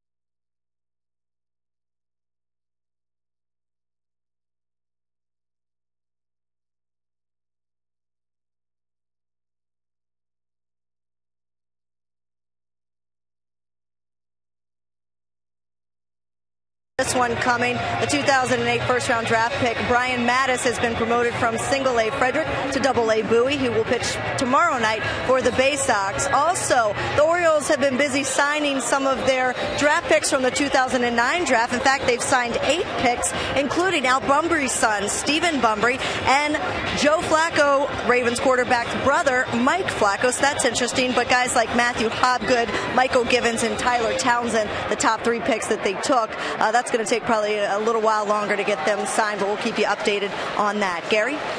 Amber, the slotting begins as agents love to get those top agents signed as early as possible so they can start slotting players. But as usual, the top picks are always the toughest ones to sign, so you wait. Orioles can't wait a whole lot longer as Pelfrey shutting them down. They left the bases loaded in the 5th inning. Jones, Markakis, and Huff due up here in the 6th. Adam Jones has popped out and grounded out. 1-0 delivery to him. Pelfrey gets it in on the inside corner. Coming into today's play, the American League has the advantage in interleague play this year. They have won 46 and lost 40. Jones will take it outside. Runs scored, the American League 411, the National League 351. ERA is about 3/4 of a point higher for the National League than the American League. And as you might expect, the American League has out-homered the National League 115-82. Fouled off. There hasn't been a lot of disparity over the years in the interleague games. It's been pretty close. It really has, and I think you should have to gear up and depend on your scouting report. I thought years ago when the Orioles would go to the National League, they were more of a National League type of ball club. Shattered bat by Jones, but it's going to be a base hit. So the Orioles get a leadoff single here in the 6th inning. Oriole fans, when it comes to tickets, you deserve Major League service. So go to StubHub, official fan-to-fan ticket marketplace of the Orioles. Upcoming, Mets for 2. We'll have those games for you. And then at Philadelphia for the Friday, Saturday night games and the Sunday matinee game. And no disrespect to any National League teams, but if you play in the American League East and you're an underdog, it is nice to get out of that division and play teams that are still very good. I mean, Philadelphia, we looked at that schedule right there where Orioles will be next week. They're the world champs. You know, Mets have all kind of injuries. They're not the Red Sox or the Yankees. No, there's no question. I don't think anymore that the Eastern Division of the American League, that's the tough one to compete in. Tampa Bay made it even tougher with the run and improvement they had last year. There's nothing wrong with Toronto's pitching. They can stay healthy. I mean, it's just very tough. Very tough division. Nick Markakis, leadoff man on. He has a single, 1 for 2. Orioles have just 3 hits, all singles off Pelfrey. Trying to get something going now in the 6th inning as Pelfrey has retired the leadoff man in the previous 5 innings. Well, it's the first time the Orioles been able to get somebody on to try and kick it off. Yeah, and his pitch count in the 90s at 93. Yet nobody up in the bullpen. Markakis takes it to right field. That is back. That is way back at the wall. Goodbye. Home run. Nick Markakis. A 2 RBI shot for the Orioles, and they cut the lead in half. It is 4-2. Well, you want to mess around with breaking balls. Something off speed, and that's a hanging changeup, and with one swing of the bat. Get the soft single by Jones, and watch this changeup, middleitis. And Nick again, speed the bat head up, Exmo bat head to the ball, and talked about the ball didn't seem to be carrying, but the right field didn't have a problem. So 2 quick runs to get back in the game. Big time shot in the arm by Markakis. The 6th home run given up by Pelfrey, all the left-handers. Markakis gets his 8th. And RBIs 41 and 42. And it gets the best bullpen in the National League up. Now Aubrey Huff. And here comes David. David Wright's going to come over because they need a time. Kind of a little delay here. And I'm sure somebody told him that. Go talk to him. As we mentioned earlier for Pelfrey, he has now given up. That's just the 25th home run that he has surrendered since 2006. covering 56 starts, fewest in the majors, and still has not given up a home run to a right-handed batter. Huff chases one up and away, and a 2-ball, 1-strike count. So the Orioles get back in it by delivering the long ball. It is the 68th home run the Orioles have hit this season. And part of this equation is that Jeremy Guthrie had the one tough inning. The error certainly didn't help. He shuts them down, and now all of a sudden the Orioles think, hey, we're back in this game. Can we get to their bullpen and Pelfrey to get him out of the game? And we'll see what happens. Count will go full again. 3 balls and 2 strikes. So the Orioles get the extra base hit and get the one they needed most, the long ball. This will be the 100th pitch. Huff will step out. Nobody out here in the 6th.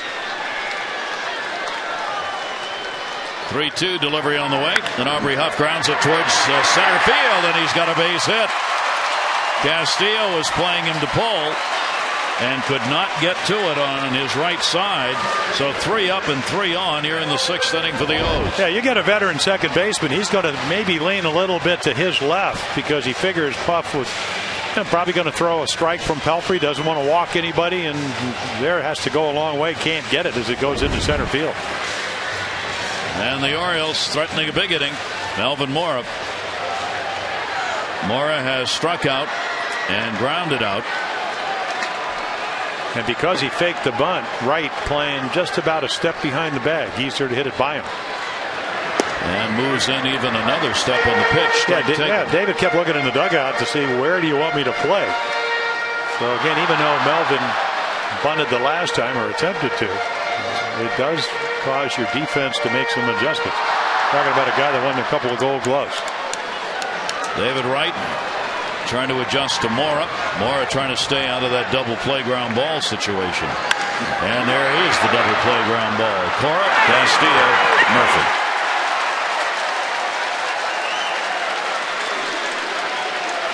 Two down. Well, the all reliable.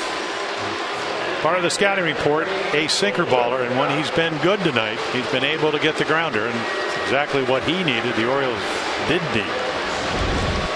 Melvin Mora rounding into the double play.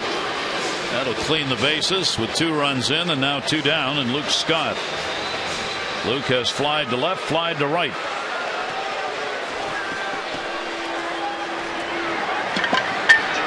Pelfrey's pitch is ripped towards the corner, and it is a foul ball by just that much.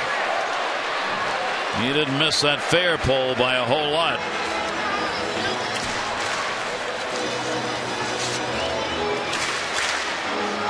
Take a look at our Expo swing. A little breaking ball from Mike Pelfrey. Path of the bat. There it is. And just a left-handed hitter. If you hit it down in the corner, it's going to hook. And that's exactly what that did. That one's going to go towards the corner as well. And that will be another foul ball into that small space between the line and the stands and right. So yeah, if you went back, Gary, and looked at all the pitches, he really tried to pitch Luke Scott in tonight. As long as they're foul balls. No, well, you're right, but, right. But because, and again, one of the great dialogues used to be when Kevin Millar used to go back to Fenway Park and have Fenway Park, and talk to Kurt Schilling, and he goes, it's going to be real simple. I'm going to throw you 2 fastballs up and in, let you yank them foul, and the point. First of all, Kurt can command his stuff, and they were in off the plate, so you can't hit them fair. If you do, you're going to break your back, get jammed. 0-2 delivery and way up high and away. 1-2. Orioles bullpen. Danny Baez. Orioles are in this first game of 3. Guthrie. A little offensive help here in the inning to make it a 4-2 lead for the Mets. And Scott will take the pitch down low, and a 2-ball, 2-strike count from Pelfrey. Pelfrey does a lot of wandering out there. He always comes off the mound entirely to get the ball back. Obviously tonight, if you're going to put your hand to your mouth, it's got to be done off the mound, so he does that. And then walks around and gets back up on that first base side. 2-2 delivery. and just fouls that one off. Took a little off that pitch. Stays at 2-2. Well, think about it. The only other way to get moisture, and it's a way I learned from Davey Leonard, who was my roommate when I first got into the minor leagues, is wet the brim of your hat, towel it off, and you always have moisture by just going. But otherwise, if you want to go to your mound, you do have to walk off the mound. And it's one of those nights where there's not a lot of moisture. 2-2, just missed outside, and a 3-ball, 2-strike count. Now, you don't tell anybody you're doing that, but no, you just get the whole brim the same color, whether it's orange or. Did you have a sharp belt buckle too? No. I never could figure that one out. Okay, good. I thought about it. Tried it. Yeah. 3-2 count, 2 down. The delivery to Scott, and he walked him. And Pelfrey close to the end. He got that double play, an enormously important double play. He's now surrendered 3 walks in the ball game and keeps the 6th inning alive. Well, he's made 2 really huge pitches. The one to strike out Brian Roberts to get out of the 5th, and then the double play ball to Moore. Until then, he was lights out.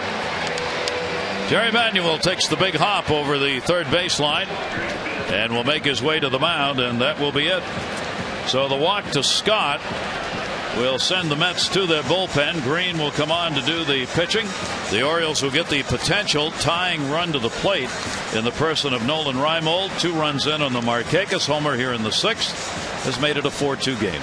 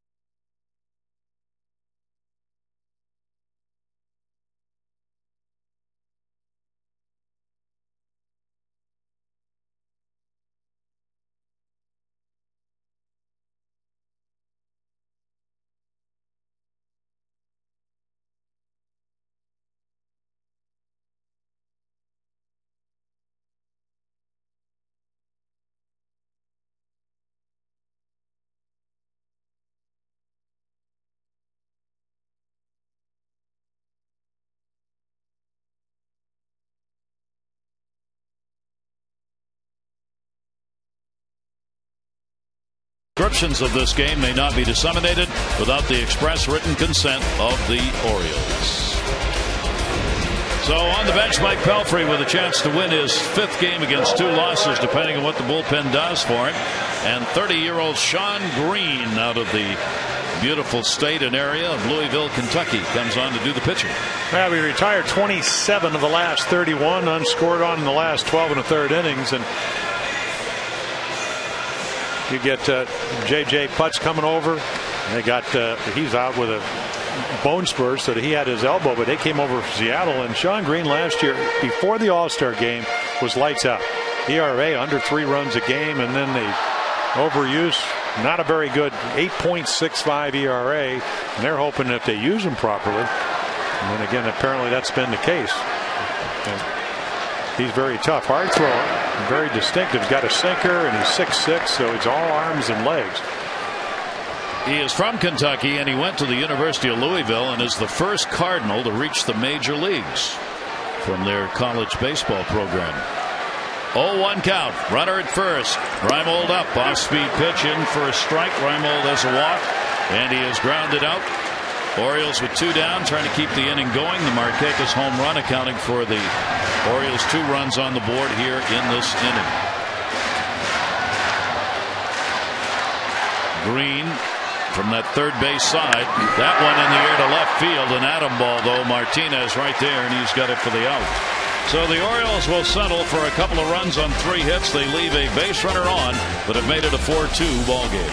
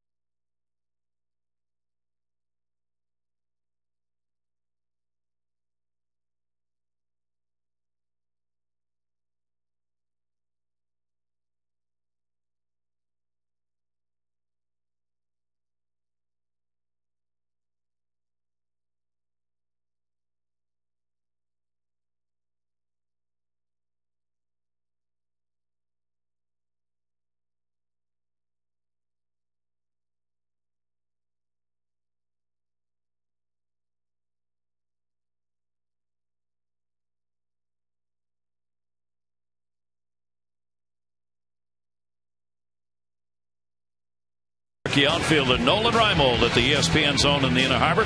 Nolan's going to be on hand from noon to 1, signing autographs and saying hello. And he'll be there with the O's radio network broadcaster Joe Angel. That's going to be Thursday, noon to 1 at the ESPN zone. For details, go to OriolsReach.com. Nolan Reimold. Jeremy Guthrie, the Orioles starter, 2 walks, 4 strikeouts. Gets the first pitch on the ground, and Snyder will be retired. He is 1 for 2 in the ball game now, 1 away, 7th inning. Yeah, check out the 91 miles per hour. So again, it's not about velocity, it's about making good pitches. Sinker down and away, rolls over, 1 pitch, 1 out. And that's really what pitching late in the ball game is all about. Can you make quality pitches? You don't have to overthrow. You just allow your natural stuff. And I think there's a tendency that sometimes Jeremy is more radar gun conscious. It's not about that, because he can make good pitches. And he can. I always felt that the harder you try to throw the ball, the more you squeeze it. Your arm never catches up and it straightens out, and that's not a good thing. Not to good major league hitters. Castillo, the number 9 hitter, will take it inside. He's hit into a double play, grounded out. The left-hander Luis Castillo. Alberto Castillo is up in the bullpen for the O's. 2-0 delivery. He's taking all the way. That is in there for a strike. Last 5 games, he's hit pretty well. .368. Good on base percentage over the last month for Castillo. He again is like a leadoff batter in the number 9 spot. He's trying to get on and use his speed to create havoc on the base path. Yeah, Jerry Manuel in spring training actually led him off. Came in about 17 pounds lighter than last year. Had some knee problems. And I asked Jerry about that today. I said, why did you do that? He said, well, because number 1, Castillo really showed me that he cared. He came in great shape. Number 2, and probably importantly, I wanted Jose Reyes to hit third, because if anybody ever went down, we had some injuries to Beltran, Wright, or whatever, he could be a number 3 hitter. That one grounded towards the hole. Andino's going to have to make a great play. Not this time. It'll come off the wall. He turned to second, realized it, and gets back to the bag. Yeah, but I like the range. Get to him. The range of being able to get to that ball. Again, a kid that has proved probably that he's defensively an everyday shortstop. Look at this range. Long, long way. That's an awfully tough throw. Nice play by Huff. At least trying to get over there, anticipating, and you could see how far he had to come off the bag. It'll be an infield single, and that will be it for Jeremy Guthrie. Top of the order, left-hander Cora coming up. And Jeremy Guthrie will come out of there working 6 and a third innings. Surrenders the 6 hits. So far, 4 runs, 3 earned, and Castillo will come on to pitch.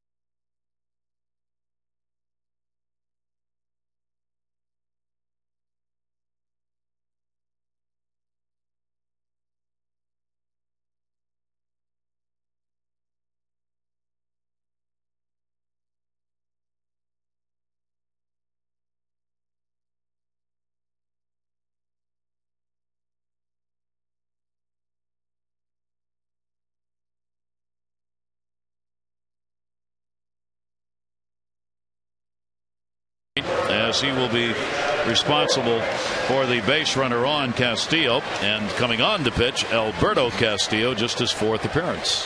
Yeah, and his job is to get left-handed batters out. They're only 1 for 5. He's only faced 8, 1 for 8 totally. Came in the other night, and the first left-hander he faced, he walked. Here is Cora, the left-handed batter. The leadoff batter will take the pitch up high for a ball. Runner at first, Castillo, and there is 1 away. Castillo hitting .323 off left-handers. He's 20 for 62. While at the other end of it, he's on at first base. You get Cora at the plate, .310 off left-handers. Those are your 8 and number 9 and number 1 guys, both of whom do well against the lefties. And the reason is for Alex is that he basically the line drive hitter. He's not going to overswing. What all the good left-handed hitters that hit left-handed pitching have in common is that front shoulder stays close, so they can cover the plate. And he does, and he's got a base hit. Markakis over to get it. Will hold the runner at second base. But now there are 2 on with 1 away as the Mets threaten to get back 1 or maybe both of those runs they gave up in the last half inning. So you can't come in throwing 87 miles per hour if you're a lefty to face lefties and then run behind in the count. You become too predictable, and especially if you end up throwing a belt high pitch, and Cora's all over it. It's just a veteran player taking advantage, and Castillo's 33, just has to make better quality pitches. Baez up again for the 2nd time tonight. Martinez has drawn a walk and scored, officially 0 for 2, 2 on and 1 out. Martinez takes the breaking ball that is in there for a strike. Fernando Martinez, only 53 at bats so far, 11 hits. Getting some playing time because of the injuries to the Mets, and getting the start in left field, his 8th start there. The delivery is towards the middle, and that's going to be a base hit. Runner at a hold up. Castillo makes the turn and will stay. Jones hits the cutoff man. And the bases are loaded with 1 away here in the 7th inning, as the players Castillo was supposed to be able to get have both reached base. Yeah, a little unlucky on this pitch because he throws a pretty good breaking ball. Going to force Dave Tremblay to come out and bring in Danny Baez, who really hasn't had a problem with either lefties or righties. But against situational lefties, you come in to face them. I mean, look at that pitch. It's down and away, breaks his bat. Terrific at bat by the youngster. Again, he's only 20 years old. That will be it for Castillo, as he's unable to get the 2 batters out he faces and surrenders 2 hits. Bases are loaded. 7th inning. Mets have the 4-2 lead. Baez coming on, and Carlos Beltran will be coming up with the sacks full.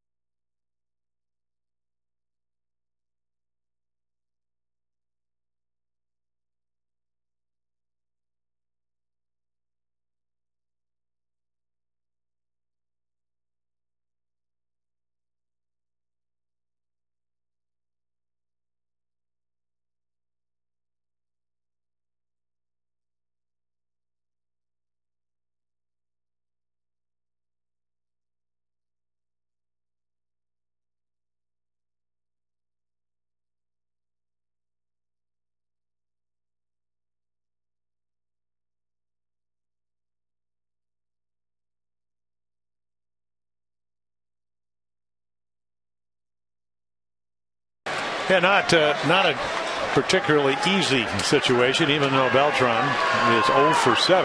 Baez has just been terrific. Pretty good sinking fastball, 93 to 94, as he chases one that I don't know if you really want to be up in that zone, but you can see the velocity. There they are, Mets everywhere, bases loaded. Castillo got a single at third. Cora single, he's on at second. Martinez single, he's on at first. And Baez facing Beltran, who has 1 for 7 with the bases loaded this year, but a dangerous hitter. And chopped to first base. Huff's going to come home. There's one. Wieters no chance to go back and held on to it.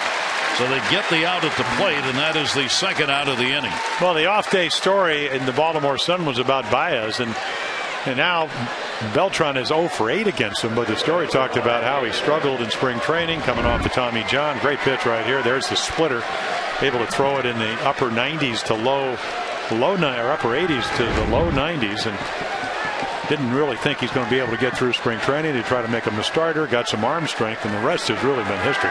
He's been outstanding. And a big situation here. Here is Wright, bases loaded. Wright will take it inside. He's faced Baez only once, 1 for 1. The Major League's leading hitter, an RBI single in the ball game, 1 for 3. Now has an 11-game hit streak going. It's a pretty good career average, 364. 1-0 delivery to him. Slider's going to miss outside. No place to put him here, and looking for an out that would keep this at a 2-run ball game. Well, you made such a great point. You come in out of the bullpen, and then you get the bases loaded to the number 2 and then the number 1 leading hitters in the National League, and you got to relax. Here's the 2-0 delivery to him, and 3-0. Baez falls behind. The bullpen of the Orioles, last dozen games, they've been outstanding. A 2.72 ERA over those 12 games. 3-0 delivery. Wright's taking. It is in there, first strike, 3-1. And when Danny Baez is on, and you can see 94, the ball sinks. And you pretty much have to trust your stuff. Throw it to the middle of the plate, hope that it doesn't go there. 3-1 delivery on the way. Wright, did he go after it? He fouled it off. That was like the Melvin Mora pitch that rode right in on his hand. Except there wasn't 2 strikes. It was a 3-1 pitch. That ball gets the bat, and they're wondering if, I think it must have hit either the catcher or the umpire and came back into fair territory. 3-2 delivery, and another one fouled off. Bases loaded, 2 down. The Mets have the 4-2 lead here in the 7th inning, so much of this ball game will ride on what happens in this at bat. Baez against Wright. 3-2 pitch. Swung on, and he fouled it off again. 3 in a row that he's nubbed right at the plate. Well, again, that's that late life velocity going up, and at 95. But Danny Baez this year has been about movement. Velocity, good movement, good sink on the ball, and then that split finger. 3-2 delivery again, and Wright pops it up. Roberts, Huff, and he dropped it. It is a fair ball, and 2 runs have scored. Well, that's the third error of the game on the Orioles, and more unearned runs. Well, that is a ball that Brian Roberts just has to run Aubrey Huff off of. He was coasting. He's got the bring. It's a tough play for a first baseman, easy play for a second baseman. You know, obviously Huff the bigger guy, but Brian could have easily caught it, and I suppose that Aubrey could have too, but that's a tough play over your shoulder. No, Jim, I agree. That's Brian Roberts has just got to get there and make that play. Well, he could have been there very easily. He just has to run him off. I got it. And again, communication. We saw it on Saturday night, and you know, obviously it's just something you can't anticipate, but you're playing the game. It's just an easier play for the second baseman. Wow. I mean, Aubrey, you know, again, first year full time at first base, and that's a tough play. And Baez wants to settle it down here now. I got runners on at first and third, 2 runs in, a 6-2 lead. The runs, anything scored here now is going to be unearned, as that should have been the end of the inning. And the amazing thing about it is that Baez, he goes 3-0. He comes back and he finally throws 5 straight strikes and gets the pop-up. And the Orioles misplay it. Ryan Church has an RBI single, 1 for 3. He also struck out and reached on a pass ball his last time up. 1-0 count. So the Orioles, the defense tonight has really let them down. 3 errors in the ball game so far. 3 unearned runs in the game for the Mets. 1-0 delivery by Baez. That one to third with spin. Roberts didn't get to second, so the throw has to go to first. Church is retired, but a very tough inning. 7th inning stretch time, brought to you by Jack Daniel's Tennessee Whiskey. Please drink responsibly.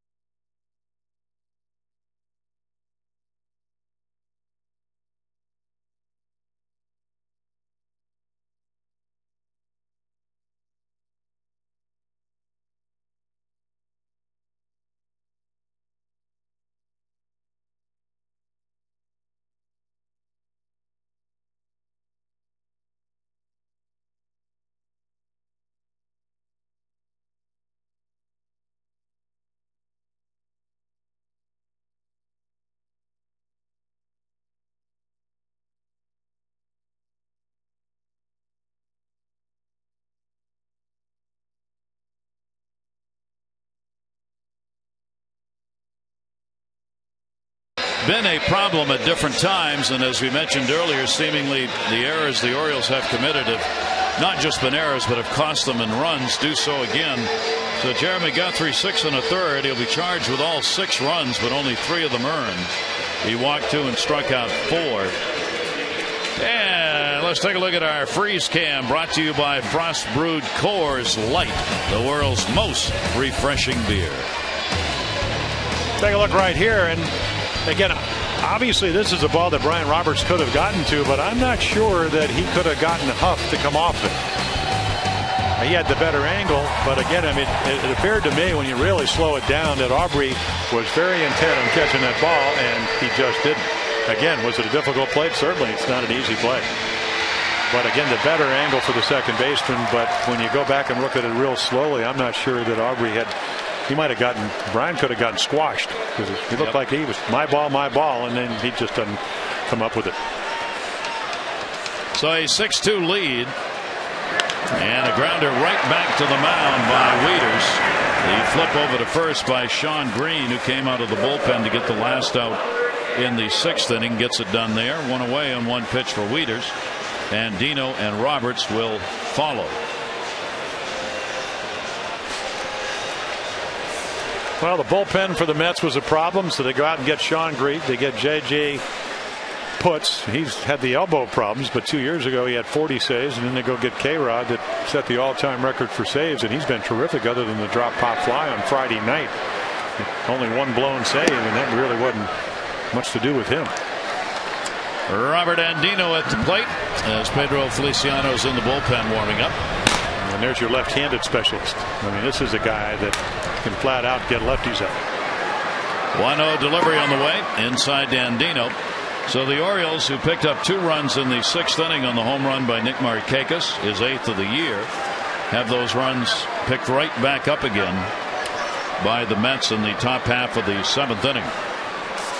1 ball, 1 strike count, Andino. And a chopper, fair ball. Green. 2 down. 2 away in the bottom half of the 7th. Well, you can see what Sean Green does so well. He sinks the ball. Got away with a hanging slider or breaking ball, whatever he calls it, to Nolan Reimold, who saw it last inning and eyes light up and hit it right at the left fielder.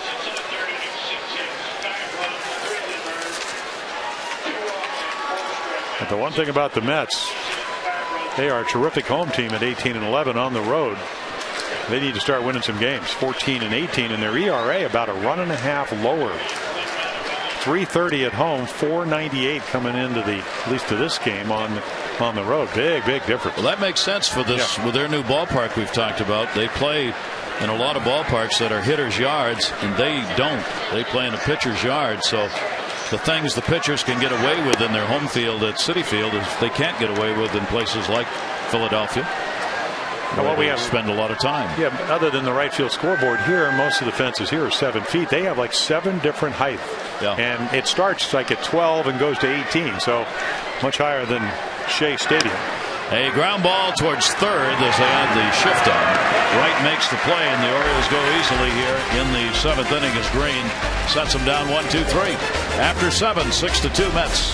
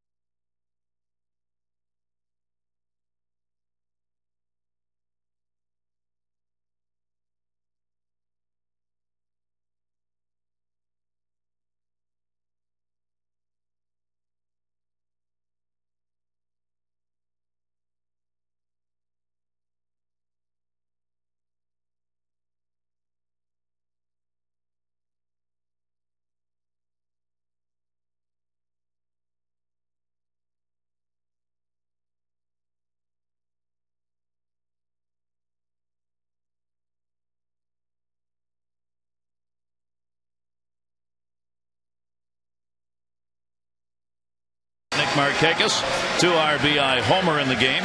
Cora, who has had a couple of hits and a run scored, and Wright, the world's leading hitter, RBI base hit, picked up 11-game hit streak. Text in your vote A, B, or C to 51862. Baez remains on the mound, and Gary Sheffield will stand in against him as we go to the top half of the 8th inning, a 6-2 lead. Let me correct the line I gave you on Guthrie. Guthrie 6 1/3, 5 runs, 3 earned on 6 hits, 2 walks and 4 strikeouts. An unearned run charge to Castillo in no part of an inning, who gave up 2 hits, and now Baez working. Gary Sheffield has singled 1 for 3 in the ball game. The DH hitting at .271, and he'll fight that one off. Throughout his career, he has done something that you would never teach hitters to do, and that's be in constant movement at the plate. That wiggle waggle has always been there. He just winds up and swings. That one to center field. Jones back. Sheffield retired. I think I'm going to tag that with hard.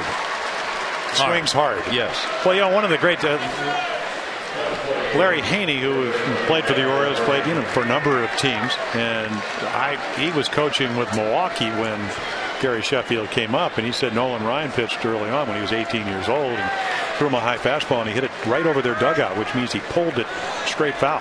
Next pitch was right at his chin. Again Jones, this one off the bat of Murphy. 2 down. So he goes down, I mean really down in a hurry.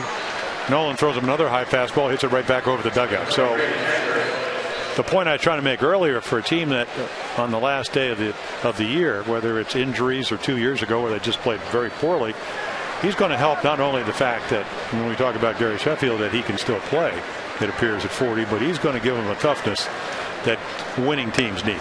Yep. I mean, he's been through the wars. He is a warrior. He has done that. Yeah. And he really was going to be done. He was ready to retire at the end of the year. I talked to him early in the season. And Sheffield said the only reason I came back was the Mets. And the fact that I have some friends here, and they really were on me all winter and said, you got to come and play. And he said, so I agreed. And boy, are they happy that he did, because with all the injuries they've had, they've really needed his bat in the lineup. A 2-strike count on Brian Snyder, who's 1 for 2 and has picked up an RBI. This has been a very tough night for the Orioles so far. Had a chance in the 4th inning to get out of it maybe, when 4 runs were scored by the Mets, an error on the ground ball that Brian Roberts had that probably would have been a double play. That one down the line in left. Reimold going over to get it, making the turn, heading for second. Snyder, and he's going to be in with a double, so he's got a 2-for-3 ball game for the number 8 hitter. They're happy to be playing. Back problems, we mentioned leg problems, and boy, if you're a catcher and your legs hurt and your back hurts, the SI joint. Well, here's the double swing. And he gets one up in the strike zone. He just kind of slices it down the line, and Nolan Reimold will run it down. And now everybody, that's the way they're playing Castillo. I mean, Reimold was very, very, like we played Maury Wills in the '66 World Series. Shallow and left. He'll slash away when he has the opportunity. Reimold's way over near the foul line, a big gap in left center. Well, look, check out Jones. Yeah, and they really should be. Castillo batting ninth, a single, hit into a double play and grounded out. Baez 0-1 to him. Castillo's 3 hits, 6 at bats in the times he has faced Baez. He's hitting at .280. 14 RBIs. He gets an RBI chance with Snyder out there with 2 down. And he's stolen some bases, 7 out of 9. Yep. Castillo 1-1 to him. That'll be taken down low for a ball. Albers in the bullpen now. First time up for Albers. Castillo, 33 years old, a .292 career Major League batting average. A good one. 2-1 delivery to him. And that slider is going to catch the inside corner for a strike, and it'll go 2-2. They're certainly not the runner that stole 50, 62 bases when he first came up with the Marlins because of the age and the knee problem. He's got to get on base and turn the double play. Play good defense for the Mets, especially in that ballpark. 2-2 delivery, looped in the air. Reimold coming hard, reaching, can't get it. Don't get hurt. How about Torrey Hunter? 8-0. Runs into the fence, hurts his leg, bruises his ribs. 8-run lead. An important ball player. Oh yeah, who's going to miss some games. I mean, you give it one for the hustle, but you know something? Discretion sometimes is still the better part of valor. Especially the way a lot of the walls are. I mean, obviously the players' union, most of the walls are padded, but there are supports behind them, and you don't. Some of the bagging fence, you don't even know where they are. Right back up the middle, Baez. But I found gets the out on Castillo. No runs, 1 hit, no errors, and 1 left on base. Danny Baez got it. It remains a 6-2 Mets lead.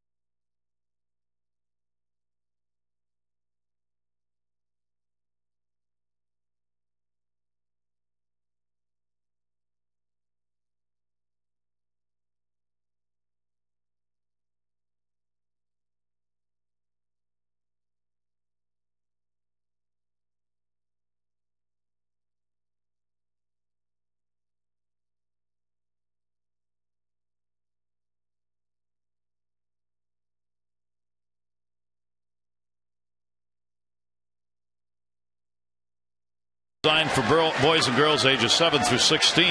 It's the Orioles Baseball Summer Camp, a 4-day instructional program with player appearances by a current and former Oriole, professional instructors, autograph and photo opportunities, daily lunch giveaways, and complimentary O's tickets.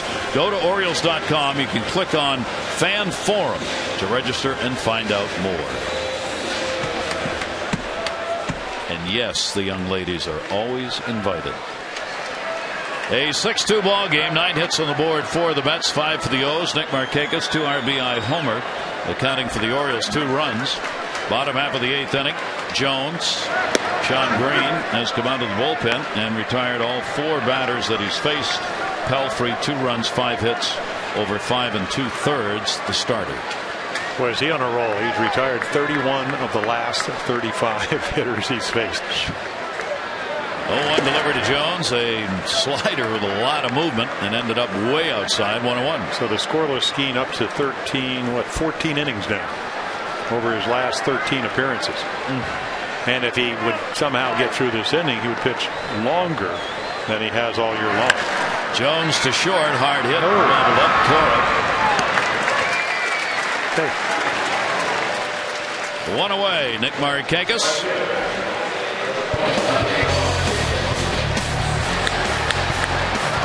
He delivered the long ball, 6th inning. Jones had singled in front of him. Markakis gets his 8th home run of the year, 2nd hit of the game, as he's also picked up a single. And that is going to be it for Green. He's coming out of the ball game. Well, again, it's matchup. They have Pedro Feliciano, as we mentioned, has been lights out against lefties. So that's what you're matching up with. Markakis and Huff on coming to the plate. So Manuel's doing it by the manual.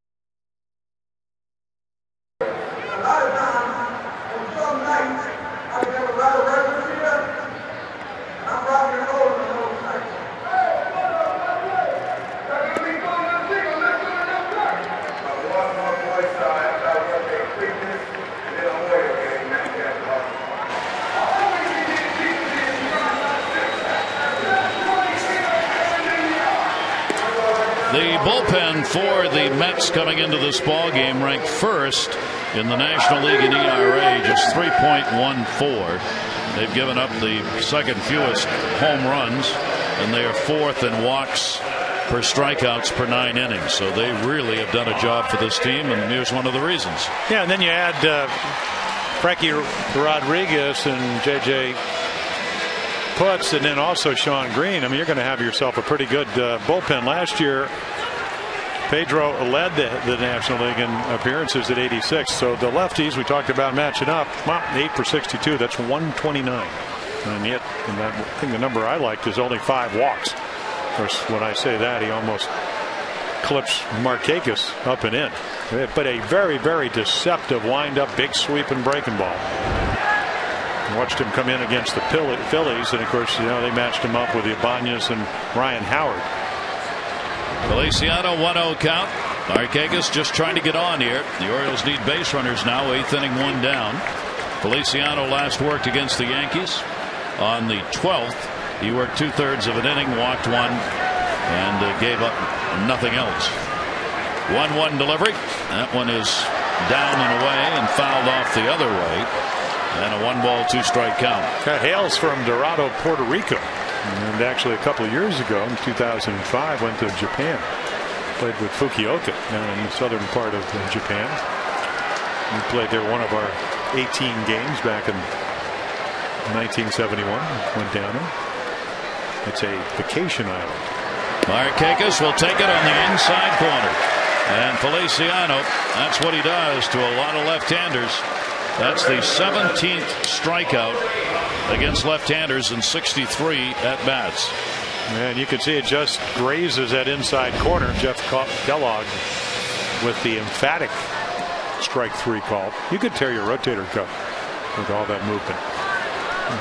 Calm down now. Well, but look at it. I know. Yeah, just you're out. Aubrey Huff will take it for his strike. Aubrey has singled, flied out, and grounded out. Aubrey just getting over the 200 mark against lefties. 202 now. And that'll be taken down low. 1 ball, 1 strike count. Yeah, the one thing that Feliciano does is that since you don't with nobody on, a lot of times he won't even come set. So he almost, even though he's from the stretch position, which means he's sideways to home plate, he doesn't stop his hands, and it's not a balk. If there was a runner on, it would be. So again, if you're trying to time him, it's just another little nuance that makes him more effective. Let's see if he actually pauses. Yeah, he does this time, but sometimes he won't. 1-2 delivery will miss inside. The Orioles offense, which had such a dreadful first 12 days of June, came back against Atlanta over the weekend with 8 runs Saturday and 11 on Sunday. And being held to 2 so far in this ball game, 2 runs on 5 hits by Pelfrey, Green, and now Feliciano. 2-2 delivery, rides inside. That certainly will keep you honest as a left-handed hitter. That will gain your attention. And then he'll throw that sweep and breaking ball in any count. I'm not sure he'll throw it with a 6-2 lead, but if the game's on the line, at least from what I've seen, totally unpredictable. 3-2 count with 2 away. And Aubrey Huff goes down swinging. So Feliciano comes on and does exactly what he's supposed to do as he gets the left-handers. A 1-2-3 inning, 6-2 Mets.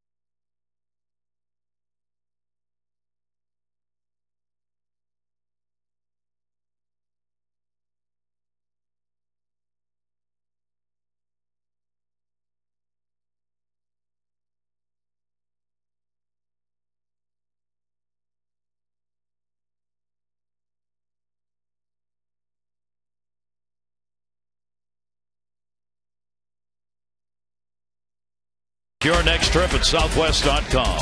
And by Wendy's. It's way better than fast food. It's Wendy's.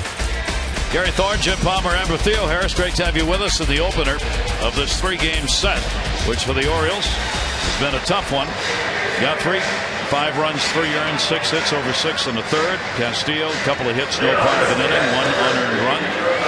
3 errors have been costly in the ball game.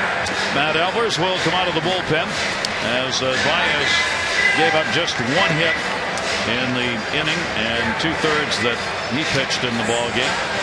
And Albers will work here as we go to the 9th inning.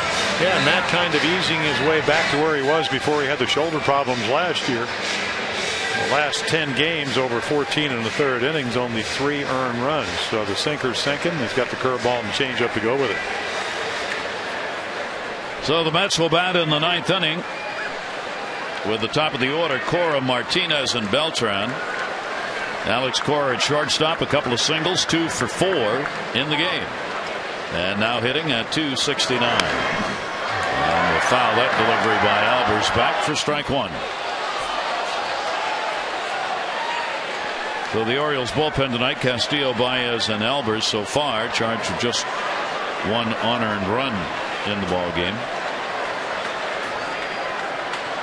But the offense for Dave Tremblay's O's has really been shut down. At one point, the first 9 were retired through the order, and then add a couple more in the fourth. It was 8 in a row. It had been 11 in a row that had been set down before the Orioles were able to get anything on the board. And then picking up the home run in the 6th inning, the Orioles have had 7 in a row retired since then. That ball hit hard and a base hit. A 3-hit ball game for Cora. And that will be hit number 10 in the game for the Mets. Well, again, you go out if you're Omar Minaya, the general manager, and we'll look at Matt Albers. He gets over the front side, and there is the bat head right on the ball. When you go out again, a veteran player. And I was surprised when I had never seen Cora play a whole lot of shortstop. But at the end of last year, when they had some injuries up in Boston, he's got a terrifically strong arm. Never realized it was quite that good. He played for the Dodgers. But most of the time when we saw him in the American League, he was a utility guy that played mostly second base. A quintessential utility player, Alex Cora. And he knows what he is. He doesn't overswing. It's not about home runs. It's about, can you do the little things to help teams win. Fernando Martinez, he's had a pretty good ball game. Single, run scored, walk and a run scored, 1 for 3 officially. For Cora, that's his first 3-hit ball game of the year. With the 3 singles he's picked up in his last 3 at bats, he's on at first, nobody out. Matt Albers misses outside with it. A 1-ball, 1-strike count on Martinez. Well, the Mets, after the Orioles, are coming off those 2 wins against Atlanta. Of course, the Mets were coming off that shellacking they took 15-0 by the Yankees, as the Yankees took 2 out of 3 against the Mets in the crosstown rivalry. In the air to center field, Jones. Martinez retired. Back to the bag goes Cora. 1 away in the 9th. Yeah, and if they win the game on Friday night, and that game was won. Castillo just misplayed a pop fly, and they win again on Saturday where they had 17 hits. There you go. K-Rod, Francisco Rodriguez, number 75. He's their closer, and then you got Bobby Parnell. Watched him throw, a youngster that throws in anywhere from 93 to 97 miles per hour, one of those power arms. But they certainly could have won at least the first 2 games, and then you have Santana pitching on Sunday, and he gets lit up, but apparently blister, back problems, and some things going on there that nobody right now is talking about. Yeah, right. 1-0 count. Beltran, runner at first base, and he'll take it in the air, left center field. Reimold back. He's got room. Beltran is retired. 2 down here in the 9th inning. Updating you in the AT&T Player of the Game voting. Right now, Markakis on top, Cora and Wright. You can still text in your vote to A, B, or C, 51862, and the results coming up on the post-game show O's Extra. Rick Peterson, the former pitching coach of the Mets, made a comment in a talk show that made all the papers in New York today about Santana's knee bothering him. Jerry Manuel before the game said, I don't know anything about that. As far as I know, it's not about health. Manuel said it's about his control, his command of pitches. He said he has not had command, has not located, and that's been the problem.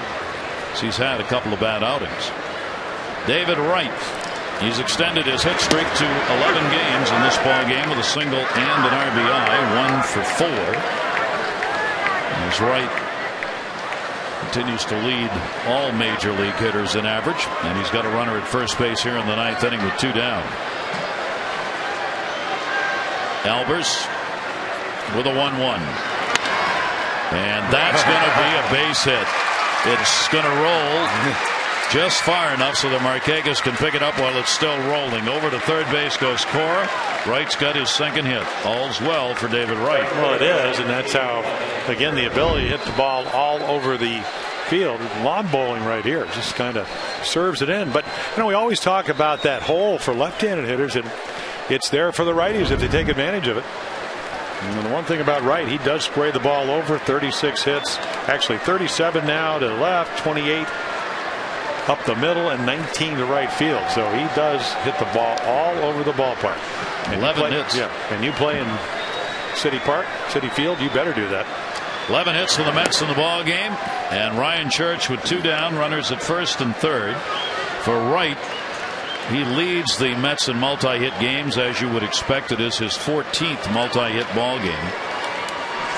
As he's picked up a couple of singles, he's had 6 2-hit games, 2 3-hit ball games, and 1 4-hit RBI game this season. So he's pounded it out. And one quick comment about Santana. We will find out how he really feels in his next start, because the start before he gave up, and he gave up 9 runs on Sunday, he ended up winning, but he gave up 4 home runs. And a lot of people are saying, well, maybe not finishing his pitches. That could be the bad back. Ball cutting. That could be the blister. Who really knows? Nobody but him. And if you're a world-class pitcher with a couple of Cy Young awards, you're going to take the ball and go out there and pitch. You hope you can work through it. 1-1 delivery. Runner going to second. No throw made. The right. He ought to get fined for both the hit and the stolen base, which will both be added to his numbers. No contest on the stolen base and the ground ball that just got through. So credit Wright with his 18th stolen base, second most in the National League. Well, if you kind of give it to him, you got to take it. I mean, the game's not over. No.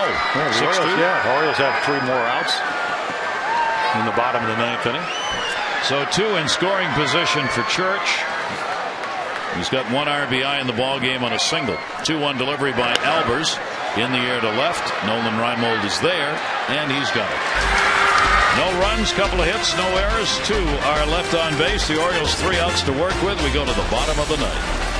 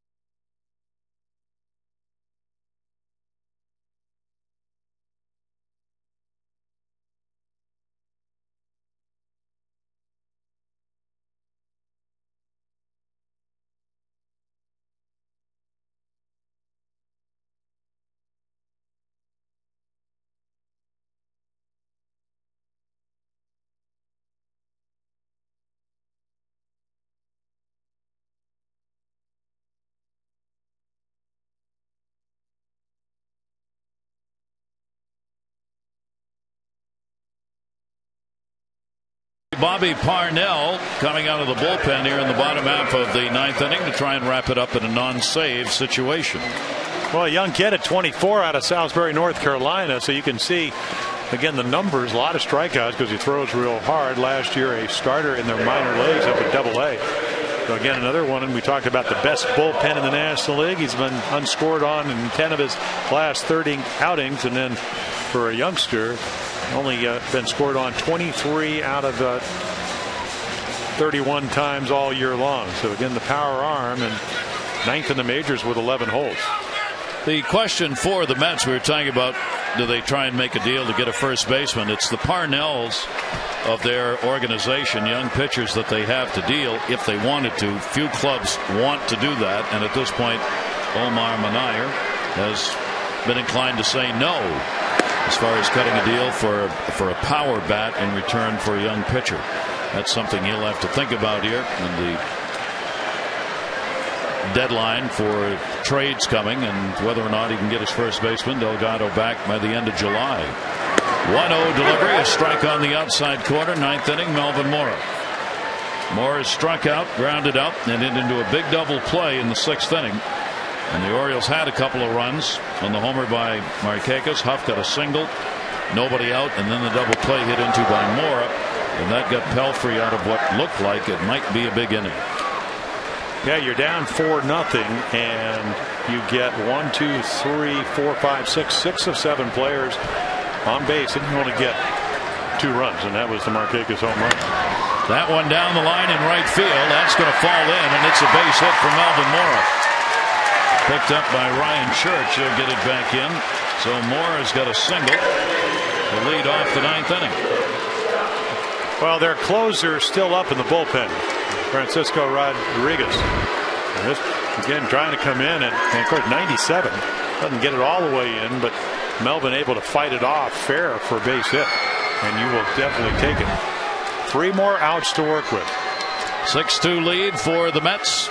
Luke Scott walked his last time up. He is officially 0 for 2 in the ball game.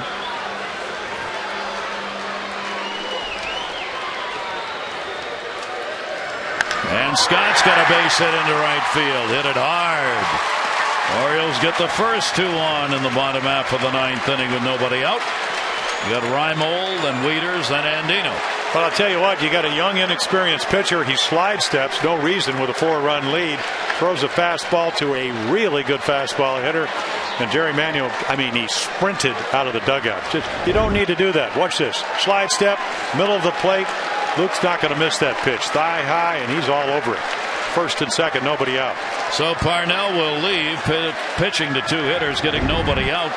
And they will go to the closer as the Orioles make a run at it here in the 9th.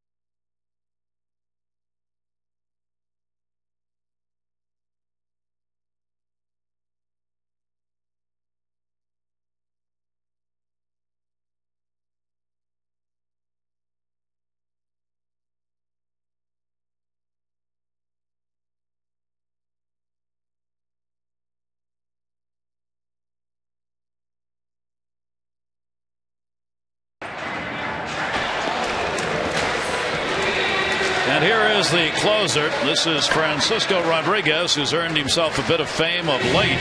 In Philadelphia, when they were playing at home, some of the antics that he went through that have kind of made some of the opposing players upset. So much so that in New York, Brian Brunny decided to say something publicly.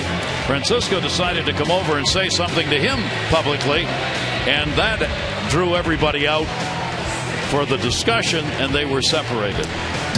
Yeah, and he's going to do it. I mean, you know, I set the all-time record with 62 last year. You can see it right there. He's 16 out of 17. Should be 17 out of 17. They dropped a pop-up on Friday night. He's got great stuff. He's got a curveball. He's got a changeup that he's kind of factored in over the last couple of years.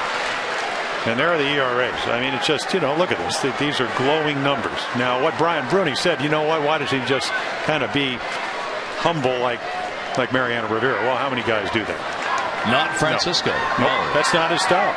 2 on, nobody out. 0-1 delivery is up high. Nolan Reimold has drawn a walk. He is 0 for 2 officially in the ball game. The Orioles are down by 4 here in the bottom half of the 9th inning. They have been out hit 11-7. They have surrendered 3 unearned runs in this game, which right now, as they have throughout the game, loom mighty big. 1 ball, 1 strike count. Reimold on a check swing. It's a strike. 1 and 2.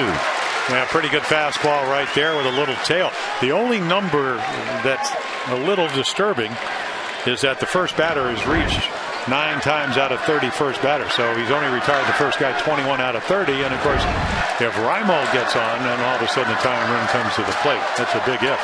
1 ball, 2 strike count on Reimold. Runners off first and second base. And Reimold will take it down the line in right field, headed to the seats. And it is out of play. No really averages against Rodriguez. Left-handers hitting 119 and right-handers 192. I mean, that's ridiculous. He's given up only 1 home run, that to a right-hander this year.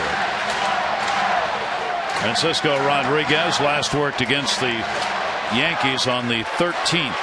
He worked an inning, had 1 strikeout. 1 ball, 2 strike count. Mora and Scott, the base runners. Here's the 1-2 delivery. Reimold takes the slider away. 2-2. And that's the pitch that kind of brought him to fame. He came up in 2002 at the end of the year, and he only pitched 5 2/3 innings, but struck out 13. So the Angels, who would go on to beat the Giants in the World Series, he struck out 28 in 11 games. And that's where he got the nickname K-Rod. Not too many guys hit the ball during that postseason. Here's the 2-2 delivery, and that will be fouled back. Reimold battling. Well, that's that changeup, and he got it up, and Brian Snyder comes right out and says, wait a minute. Well, the Orioles, they're just trying to get somebody on, and it is a difficult place for a young hitter. But the one thing about Nolan Ryan, you talked about it before the game, it looks like he's got a pretty good idea at the plate for such a young guy. I mean, not even we're closing in on 100 at bats here in the major league level. And he doesn't chase pitches. No, well, I mean, from time to time, everybody does. Even Pujols, I think, swung at a ball out of the zone once, didn't he? 2-2.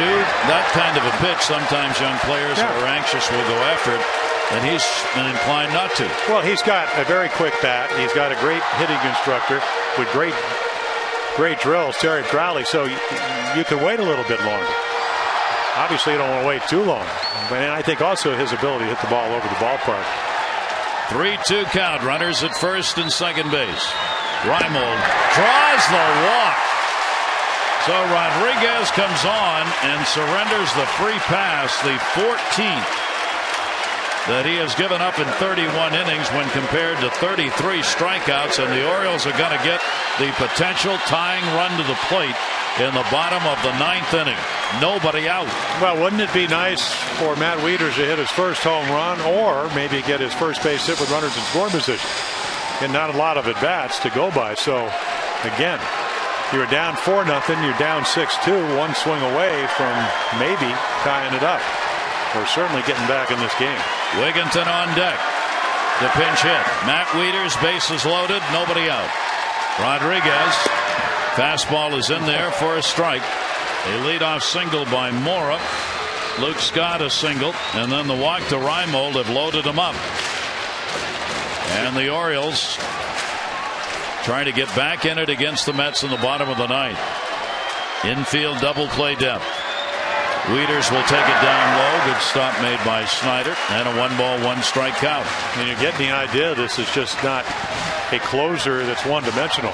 All 4 pitches, and he'll throw them at any time. Back-to-back changeups to Matt Wieters. And you don't need a home run. That would certainly be the bonus. You just need a little single, maybe a walk, anything. Keep the inning going. Yeah. 1-ball, 1-strike count. And Wieters over the top of it, and it goes to 1-2. And we can talk about the transition from the minor leagues to the big leagues, but when do you see a guy that can throw in the mid-90s throw you 3 straight changeups and good ones? That third one, the bottom just dropped out of it. And that was a pitch he's worked on just because of longevity. You lose anything on your heater. 1-2.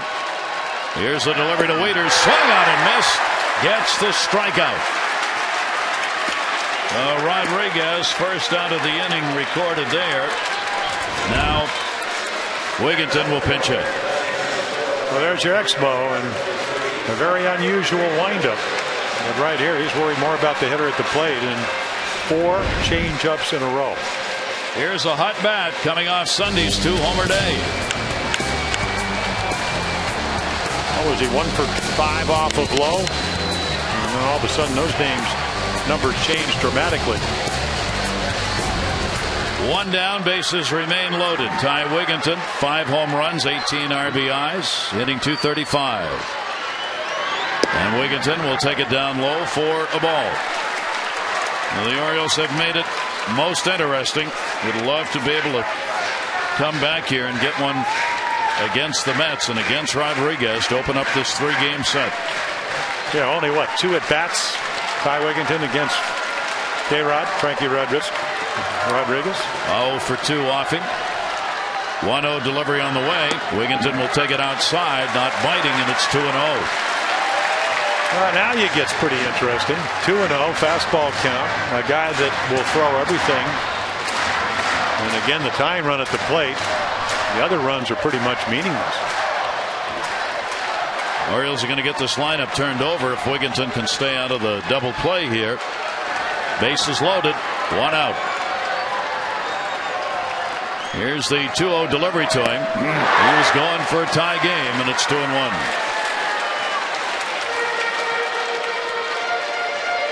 Well, 94. A lot of late life. Moves back in the middle of the plate, but it was moving. And again, pitching is not where you throw it up to the hitter. You throw it through the hitter to the catcher. And that's where you get the finish on your pitches. 1 grand slam in his career, 1-3 with the bases loaded this year. Here's the 2-1 delivery. Wigginton takes it. It's a strike. 2-2. The pitch could have gone either way.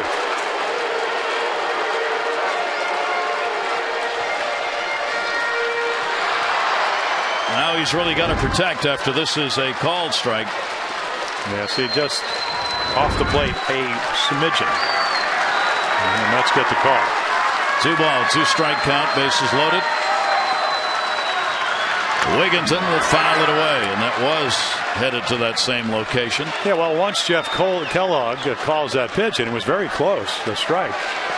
The last thing Ty Wigginton wants to do is get caught with a bat on his shoulder in a 2-2 count with the bases loaded. So the home plate umpire, to get for his friends out there, it's not a reflection. Once you call that pitch, you automatically make the hitter expand it a little bit.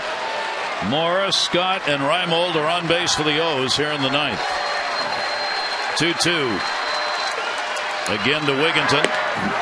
Wow. Hoo-ah! There's a tough pitch to take.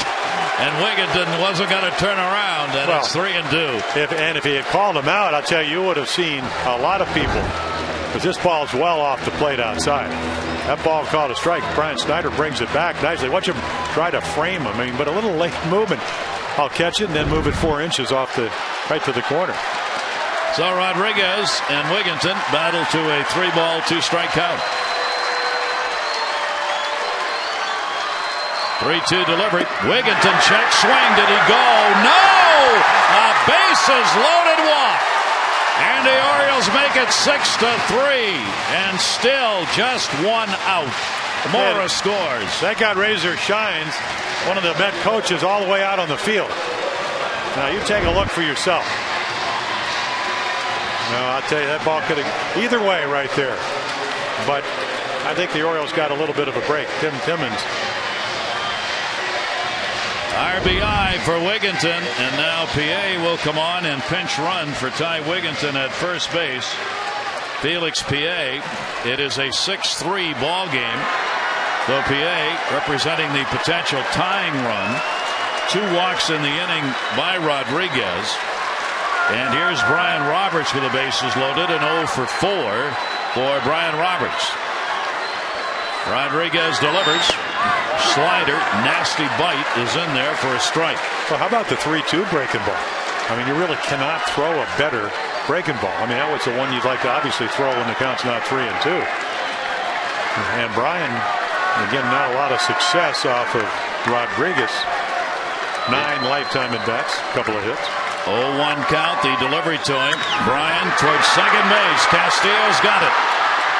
Cora will have nowhere to go. A run scores. They get the force out on PA. as Luke Scott will cross. And the Orioles make it a 6-4 ball game. Roberts on the fielder's choice. Now runners on at first and third, but there are two down. Yeah, at this point the Mets are trading outs for runs.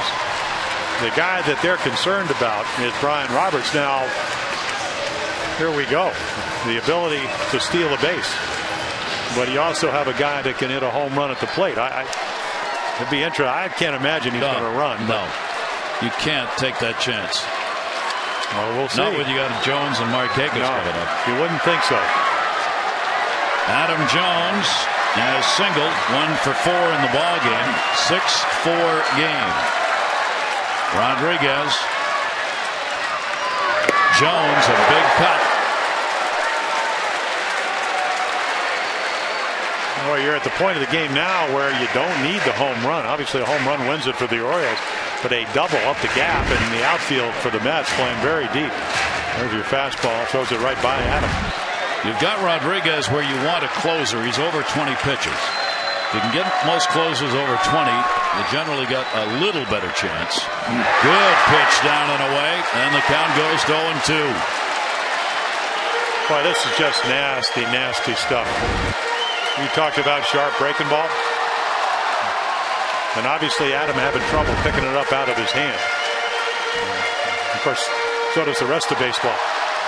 So an 0-2 count. Rodriguez after his 17th save. It would be 17 out of 18 if he can get it. The Orioles have rallied in the bottom of the ninth, put 2 runs on the board to make it a 6-4 game. And if they don't come back, they're going to look back on how the defense let them down in this game, because it will be the difference. 3 unearned runs. Runners off first and third, 2 away. Everybody up. Here's the 0-2. Roberts goes outside. He'll get second base. No chance on that pitch for any kind of throw. So Brian Roberts, the potential tying run, is on at second with a stolen base. Yeah, what he made sure of, Gary, was not to get picked off.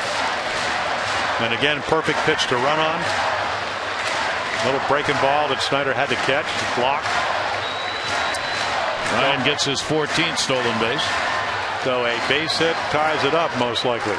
2 down, they're running. 1 ball, 2 strike count on Jones.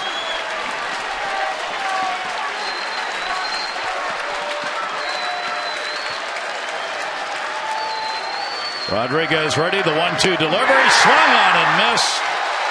Strikes him out, and he gets the save. And the Mets get a 6-4 win in this ball game. There's your final line: 6-11-0, 4-7-3.